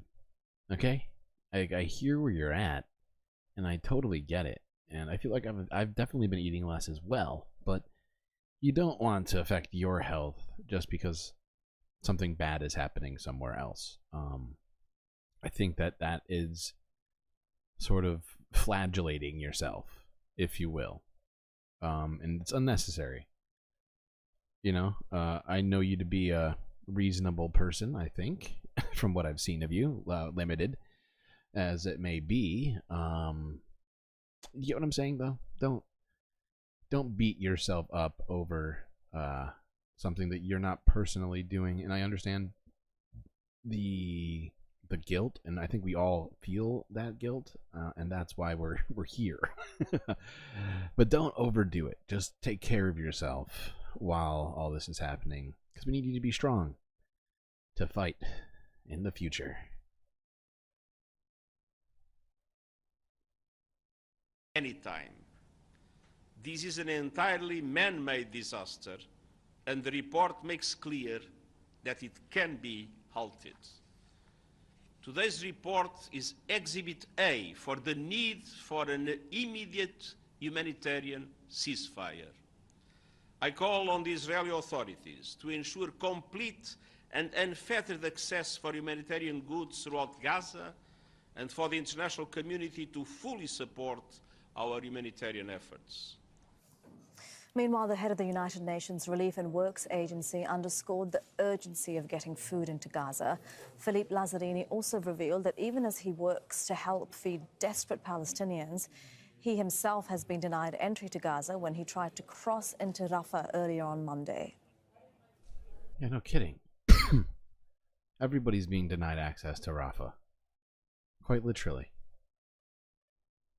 We are engaged in a race against the clock to try to reverse the impact of the spreading hunger and the looming famine in the Gaza Strip. I know that today Rome will issue new data about the hunger situation in Gaza, and my fear is that this data might not indicate any improvement, in the contrary, possible deterioration. I intended to go to Rafah today, but I have been informed an hour ago that my entry into Rafah is declined. I just realized who they were talking about. I thought they were talking about somebody else. That dude, pretty sure he's like a UN official. Is crazy. I love how Israel is basically Russia. It's like, no. No independent observers allowed. Oh my god. The democracy of the Middle East, everybody. And we're joined now by Beth Bechdol, the Deputy Director General of the UN's Food and Agriculture Organization, and she's joining us live from Brussels. Thank you very much for your time. Firstly, the report shows that 1.1 million people in Gaza are struggling with what they call catastrophic hunger and starvation. Can you put that into context for us in terms of it being the highest number of people ever recorded as facing catastrophic hunger by the IPC system? Yeah, of course. Thank you so much for having me. And I think you heard some references to the report that was released today from some of the other presentations in this piece. But clearly being at an IPC level 5 definition, catastrophic, is something that is unprecedented in the 20 years that we have been working on this IPC reporting. The IPC report began in 2004 with its first look at Somalia. And here we are 20 years later with an incredible deepening and rapid deterioration of a food security situation in Gaza in particular that has deteriorated at a pace and a frequency that we've never seen before. So the IPC report really has 3 categories that we define around acute food insecurity. Level 3 is considered crisis, level 4 is considered emergency, and level 5 is catastrophe, possibly leading to famine. So what does it mean to be in phase 5, which is where 1.1 million Gazans are actually categorized right now, half of the population of Gaza. That means that households who are in this particular level have an extreme lack of food and are unable to meet most of their basic needs. People are starving, and they face a significantly increased risk of acute malnutrition and ultimately death. So this now is the place where, with the release of the report indicates that I think when we released the report in December... I think you got a great point. It really is harder to watch a bunch of malnourished children starving in real time than it is to see people blown up. And I don't know what it is about it.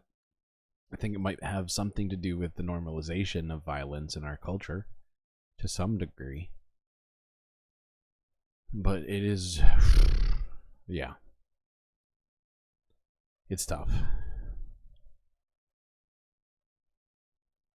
Indicated that famine was likely.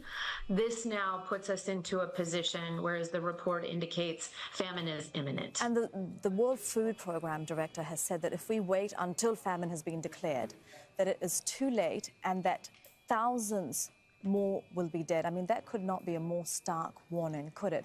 What does Gaza need to stop the deaths of more people from starvation? We're already seeing it.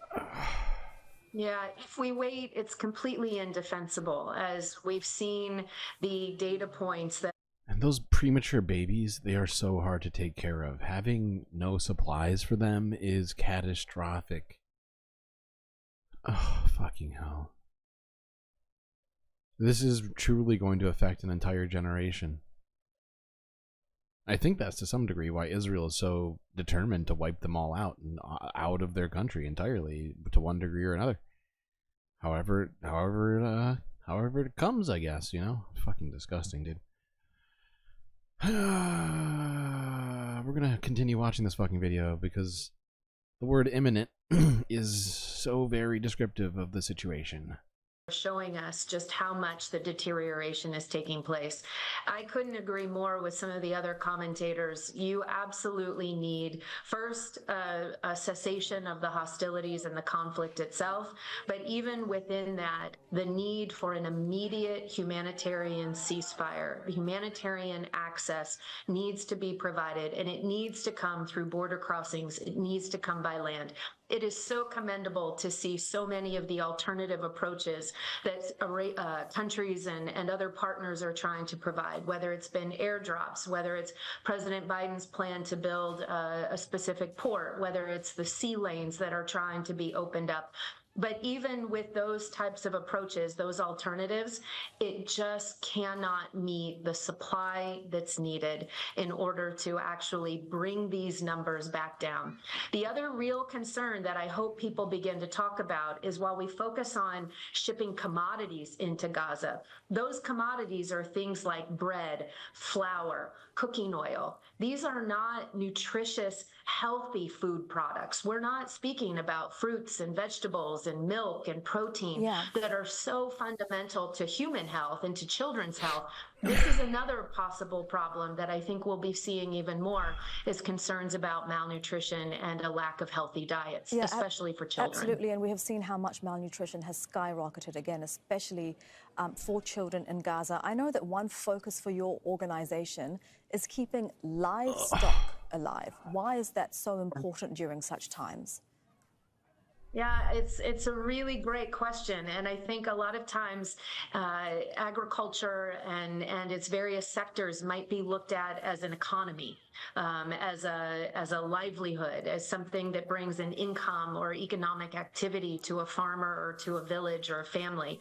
But in fact, having the availability and still the sustained inventories of, say, sheep or goats or even chickens, this is a source of nutrition. If this is the source of 2 cups of milk per day for a child in Gaza, if we can keep a sheep, a goat, or a similar type of animal alive. And so getting animal feed into the area is critically important. And Yeah, and the fact is they've been fucking eating it because they have nothing else. I really struggled to get through that one. Really struggled. But I basically kept it together. Only a couple of tears shed. That was difficult, though. Some of those images just so difficult to watch. Something needs to be done. Okay, chat. I was going to end it here, but because we didn't watch it, and because that was so depressing, and I was like literally on the verge of tears like halfway through that, I think this will at least help me feel slightly less terrible, to some degree, however slight. But let's watch the top U.S. and world headlines now from Democracy Now! From March 18th. As we didn't earlier, as it didn't feel right to start. We've gotten into something of a system, if you will, here at GNN, and it's nice to to be able to stick to that. So let's do this now, as we've already gotten ourselves deep into world stuff. Let's listen to Amy Goodman for some maybe some clarity in life right now. Maybe a modicum of hope. Fingers crossed. Although I know the running joke is that democracy now is really democracy now, but you know, at least it's on brand. To Democracy Now!, democracynow.org, The War and Peace Report. I'm Amy Goodman. The Israeli military has conducted another major raid on Al-Shifa Hospital in Gaza City. There are reports Israeli snipers are firing at people inside the hospital, which has also been attacked by tanks and drones. According to Palestinian health officials, about 30,000 people have been sheltering at the hospital. Israel said the raid was being conducted to target Hamas militants. At least 80 Palestinians have been detained at the hospital, including Al Jazeera correspondent Ismail Al-Ghul. This comes as the UN aid agency UNRWA is reporting 1 in 3 children under the age of 2 in northern Gaza are now actually malnourished as Israel continues to block aid from entering Gaza. UNICEF Executive Director Catherine Russell said, quote, "The speed at which this catastrophic child malnutrition crisis in Gaza has unfolded is shocking, especially when desperately needed assistance has been at the ready just a few miles away," she said. On Friday, a ship carrying 200 tons of aid arrived in Gaza from Cyprus, but aid groups say far more aid is desperately needed. Palestinian mothers say they've nothing to feed their children. What has this child done to suffer from hunger? I cannot find milk for 5 shekels, or a packet of milk from the agency. There, the normal milk is for 150. There's no work. There's no food, no drinks. We are eating plants. We started eating pigeon food, donkey food. We are like animals. Alright, so she's used to buying milk for 5 shekels. And it's 150. That's 30 times. That's 30 times inflation. Granted, it's completely manufactured inflation because they're just kept from having anything from the outside world, and they don't have a whole lot of production within their within their country. And you know, a lot of like olive orchards, farms, and everything else have either been destroyed or taken over by Israeli forces, so they have no access to that kind of stuff. And so this inflation is just completely created by the cutting off of aid and supplies. International criticism. Israel's Prime Minister Benjamin Netanyahu is vowing to move ahead with plans to attack the city of Rafah, where over 1.4 million Palestinians are seeking refuge. On Sunday, he also criticized U.S. Senate Majority Leader Chuck Schumer's call for new elections in Israel. Netanyahu spoke on CNN. I think what he said is totally inappropriate. It's inappropriate for to go to a sister democracy and try to replace the elected leadership there. That's something that Israel... Not a democracy. We already covered this. Thank God we can move forward slightly. In Gaza. Over the weekend, Hamas offered a new 3-phase ceasefire plan that includes the initial release of the remaining 5 female hostages and 35 men who are old, sick, or injured in exchange for 700 to 1,000 Palestinians held in Israeli jails. Hamas said it would only release Israeli soldiers held captive after a permanent ceasefire is reached. On Sunday, the Irish Taoiseach, Leo Varadkar, and his partner Matthew Barrett joined President Biden during a St. Patrick's Day celebration at the White House. And we watched this earlier, so we can skip past this over to here. Over the weekend, including in Dublin, Ireland, where protesters called out the Prime Minister for joining President Biden at the White House. In San Sebastián, Spain, demonstrators rallied before laying down on the ground next to a massive banner depicting part of Picasso's famous anti-war painting, Guernica. It's so tough to be a witness to a genocide. Yeah, we actually watched this part too, now that I'm thinking about it. Saying it could lead to World War III. Putin made the remarks earlier. Wait, hold on. Back this up, because this is where I think we stopped it. sending troops to Ukraine, saying it could lead to World War III. Putin made the remarks earlier today after he won an unprecedented fifth term in office. Russian election officials say Putin... Why does that kid look like he's about to go yachting? What the fuck am I looking at? What is this? Look at this fucking kid. What is this? What the fuck is this kid? Won an unprecedented fifth term in Jesus office. Christ, Russian bud. election officials say Putin won 87% of the vote in this weekend's election, where opposition anti-war candidates were barred from running. Yeah, Putin spoke no at a kidding. victory rally Sunday. No matter who wants to frighten us, no matter how they want to suppress us, our will, consciousness, as I have already said, no one has ever succeeded in anything like this in history. It has not worked now and will not work in the future. Never. The election came just weeks after Putin's most prominent critic, Alexei Navalny, died in an Arctic prison. How can we become numb to this news? I'm not sure that we should become numb to this news. And for me, I feel like I'm constantly bombarded by it, and so I'm fighting between being overwhelmed and becoming numb to the situation.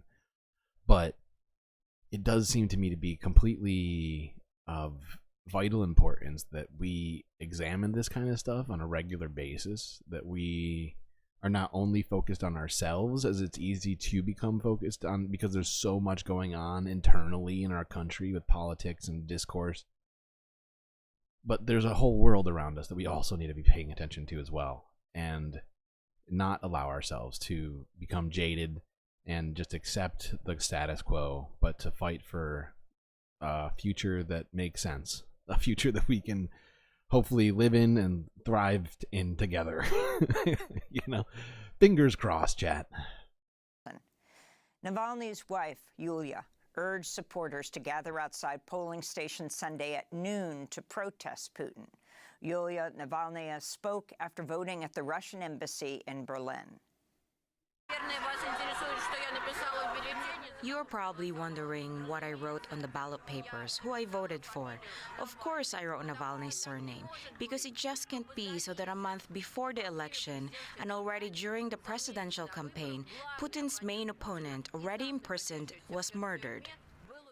Ukrainian President Volodymyr Zelensky condemned the Russian election, which was also held in parts of occupied Ukraine. There is not a single bit of legitimacy in the simulation of an election, and there cannot be. This actor should be on trial in The Hague. That's what we have to ensure together with everyone in the world that values life and decency. Zelensky's comment on Sunday came 2 days after a Russian missile attack on the Ukrainian city of Odessa killed at least 21 people and injured 73. Republican presidential candidate Donald Trump campaigned in Ohio over the weekend and warned there would be a bloodbath in the United States if he lost the election to Joe Biden. Now, if I don't get elected, it's going to be a bloodbath for the whole... That's going to be the least of it. It's going to be a bloodbath for the country. That'll be the least of it. During the same speech, Trump escalated his dehumanizing attacks on migrants. If you call them people, I don't know if you call them people. In some cases, they're not people, in my opinion, but I'm not allowed to say that because the radical left says that's a terrible thing to say. They say you have to vote against him because did you hear what he said about humanity? I've seen the humanity, and these are bad. These are animals, okay? It is insane. The fact is, they all were crying so bad when people called them despicable and deplorable. Oh. And then, you know, he uses rhetoric like that to describe, you know, it's just, it's I feel like I'm taking crazy pills. Also called for the jailing of lawmakers who took part in the House Select Committee investigating the January 6th insurrection. In related news, Trump's former Vice President Mike Pence has said he, quote, cannot in good conscience endorse Trump's re-election bid. In other Trump news, no kidding. Nathan... And I feel like she was holding back on that one. But let's be real. Mike Pence will never be able to get involved in that movement ever again. For multiple reasons, including the fact those people literally wanted to hang him. You remember the gallows? That shit was fucking disturbing, okay? Oh my God. Not that I even have any respect for Mike Pence in any form or fashion, but that was just fucking crazy. Wade has resigned as special prosecutor in the Georgia election interference case against the former president. At issue is Wade's undisclosed romantic relationship with Fulton County District Attorney Fani Willis. On Friday, a judge ruled Willis could remain on the case if Wade resigned. Meanwhile, in New York, And he did the resign, judge if I'm not overseeing mistaken. Trump's hush money Or he's at trial least has thrown agreed that to out there. delay the start of the trial until mid-April. Dozens of U.S. citizens left Haiti on a chartered flight Sunday amidst an escalating political and humanitarian crisis. The flight left from an airport in Cap-Haïtien because Haiti's main airport in Port-au-Prince remains shut down. About 1.4 million Haitians are on the verge of famine as street violence has disrupted efforts by aid groups to distribute food. Some aid containers have also been seized by armed groups. Last week, Haiti's unelected Prime Minister Ariel Henry agreed to resign once a 7-person... Haiti needs a fucking government, now. Yesterdoodle. But how do you organize the people now that there is no government? Now that there's a lack of leadership. Not that Ariel Henry was a good leader. I'm just saying that they do need a solution quick. Because the longer that they go without a government, without, it's just going to lead to catastrophe. I think she said 1.4 million people currently under threat of famine. That's bad. That's Gaza level right there. So, boy. Council was formed, but the makeup of the council has not yet been announced. The military junta in Niger has ordered U.S. troops to leave Niger in a major setback to U.S. military operations in Africa. 6 years ago, the U.S. built 100... What's an unelected prime minister, Shade Dragon? You may have missed some of our Haiti coverage, but Ariel Henry was not elected. He was appointed by the previous prime minister, Jovenel Moïse, who was previously appointed by somebody else. There's a long line of undemocratically elected prime ministers in Haiti ever since the 2004 U.S.-led, not necessarily U.S.-backed, because there were multiple nations involved, including the United Kingdom, and I think France, but a Western power-led coup of a democratically elected Jean something Baptiste. Fuck, I can't remember his name now. Point is, there is a whole line of stuff that happened essentially to make that a thing. $10 million drone base in northern Niger. The U.S. currently has about 1,000 troops in the West African nation. The announcement comes months after France was forced to pull its troops from Niger as well. Colonel Amadou Abdramani spoke on Saturday. On cooperation between the two countries, in particular military cooperation in the fight against terrorists. The U.S. presence on the territory of the Republic of Niger is illegal and violates all the constitutional and democratic rules which would require the sovereign people, in particular through its elected representatives, to be consulted on the installation of a foreign army on its territory. In Senegal, opposition leaders Ousmane Sonko and Bassirou Diomaye Faye have been released from prison ahead of next Sunday's rescheduled presidential election. The release comes after outgoing President Macky Sall granted the men amnesty. Sall had sought to postpone the elections until after his term ends in April, but was forced to backtrack following massive protests and after a court ruled the move was unlawful. Bassirou Diomaye Faye is one of 19 candidates who will appear on the ballot. He's backed by the popular opposition figure Ousmane Sonko, who himself is barred from running. President Sall was named former prime. Oh my God, there are so many situations like this. I feel like my head is sometimes spinning. I'm like, okay, wait, Senegal, Niger, Rwanda. It is, there's a lot to keep track of. Oh, no apologies. I don't know. I appreciate people getting in chat. telling their opinions, as long as they don't cross any sort of, lines into, hate speech or anything like that. I really do welcome all chatters, generally speaking. And yeah, so no, you're good. Minister, as long as it doesn't lead to like spamming or anything like that, really, I welcome it. As his pick to succeed him. As the humanitarian crisis worsens in Sudan, UN officials are urging the Sudanese military and rival rapid support forces to immediately allow aid deliveries to save nearly 5 million people from catastrophic hunger in the coming months. Nearly 18 million people are already facing acute food insecurity after nearly a year of war.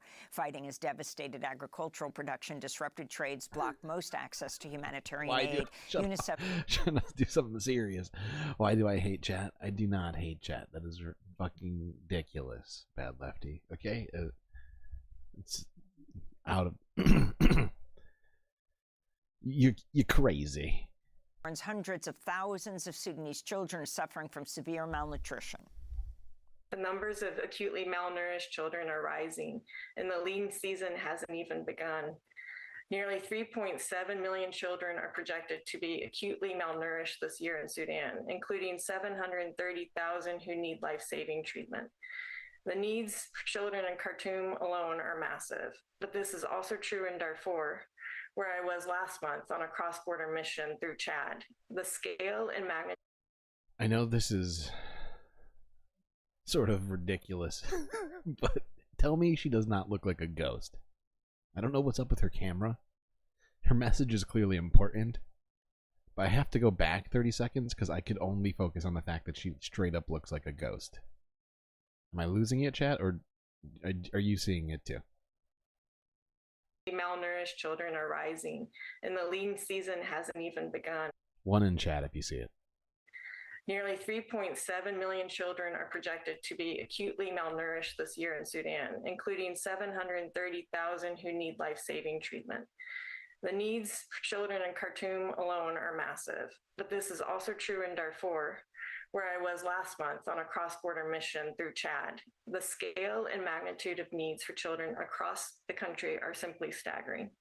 Sudan is now the world's largest displacement crisis, and some of the most vulnerable children are in the hardest to reach places. That was Jill Lawler, Chief of Field Operations and Emergency. Sorry to distract you all with the ghost commentary. I just genuinely couldn't not point it out. I felt compelled to bring it up, and maybe that was irresponsible of me. But hopefully you heard that Khartoum and Darfur are still in seriously dire straits right now. We discussed them, I think, a few streams ago. Was it a few streams ago? I'm trying to think. How long ago was it? I don't know. But yeah, we were definitely talking about the Sudan crisis. I'm pretty sure it was like 2 or 3 streams. Are in the hardest to reach places. That was Jill Lawler, Chief of Field Operations and Emergency for UNICEF in Sudan. The UN General Assembly is considering a draft for its first-ever resolution on artificial intelligence. The measure was spearheaded by the U.S., which says it aims to make AI safe, secure, and trustworthy and easily accessible to all. While presenting the draft resolution last week, a reporter asked U.S. Ambassador to the UN, Linda Thomas-Greenfield, if the U.S. approves of Israel using AI in its assault on Gaza. The Israeli military has confirmed they are using artificial intelligence in targeting in their war in Gaza. Do you condemn that, and will that be taken into your account in this AI resolution? You know, we have been clear that this resolution is about making AI safe and secure and trustworthy. And we have 60 co-sponsors who have signed on to that, including Israel. And I think that as we move forward, we will see a... You know, I don't know a whole lot about this lady, Linda Thomas-Greenfield. I know that she's the U.S. ambassador to the UN, as I've heard her speak multiple occasions. But the fact that she said so much bullshit in the past, especially most recently regarding Israel and Gaza, like, it's real hard to take things that she says seriously. I bridge many of the gaps that we've... Compelled by the Holy Spirit. No, exactly. I swear to God, she looked like a freaking ghost, okay? I'm sorry. I'm childish and silly. Watching Democracy Now! I'm talking about people look like ghosts. It's not productive. Go, Web, go. In the past. You're fine with Israel using it in Gaza right now? That's not for me to comment on. This comes as the European Union approved last week its own first-ever Artificial Intelligence Act, but rights groups warn the legislation, they say, sets a dangerous precedent. The group Access Now said, quote, "The new AI Act is littered with concessions to industry, lobbying exemptions for the most dangerous uses of AI by law enforcement and migration authorities, and prohibitions so full of loopholes that they don't actually ban some of the most dangerous uses of AI." Sounds like environmental policy. I feel like I'm taking crazy pills, I swear to God. Adams and the Legal Aid Society have reached a deal which preserves New York's right to shelter policy for unhoused people, but caps shelter stays by 30 or 60 days for newly arrived migrant adults. The settlement also bars New York City from forcing people to sleep on chairs and floors of so-called waiting rooms where adult migrants wait in hopes of securing a shelter placement. Housing and immigrant justice groups welcome the protection of the right to shelter policy and said they will continue working towards making it applicable for all New Yorkers. The NYUCLU, the New York Civil Liberties Union, said, quote, "This rollback on the right to shelter could put thousands of people on the street. Everyone deserves a place to sleep, and that includes all new arrivals," they said. And a federal court temporarily paused new government rules that require public companies to disclose more information about their greenhouse gas emissions and the financial risks they face from the climate crisis. The case was brought by a pair of fracking companies. And those are some of the headlines. This is Democracy Now!, democracynow.org, the War and Peace Report. Okay. Well, it actually did feel nice, somewhat, to end with little Amy Goodman, a.k.a. Amy Bestman, or Best Woman. She really is a fantastic reporter, and I really respect everything she does. Okay, well, just set up a couple of things here.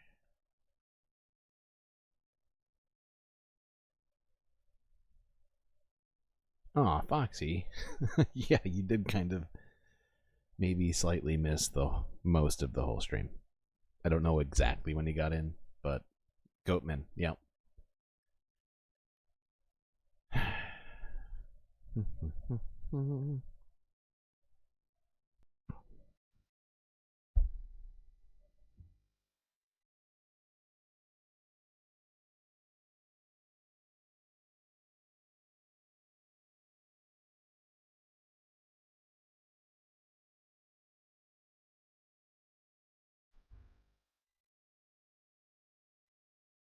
Ah, good God. Another long night. Another great stream. It's fantastic seeing all of you here. It's nice to have company while staring into the abyss. I'm not sure what it is exactly that we accomplished aside from a little bit of education tonight. But perhaps tomorrow we'll come up with a solution to all this. Till I see you next. You stay classy, Galactic Stream Nation.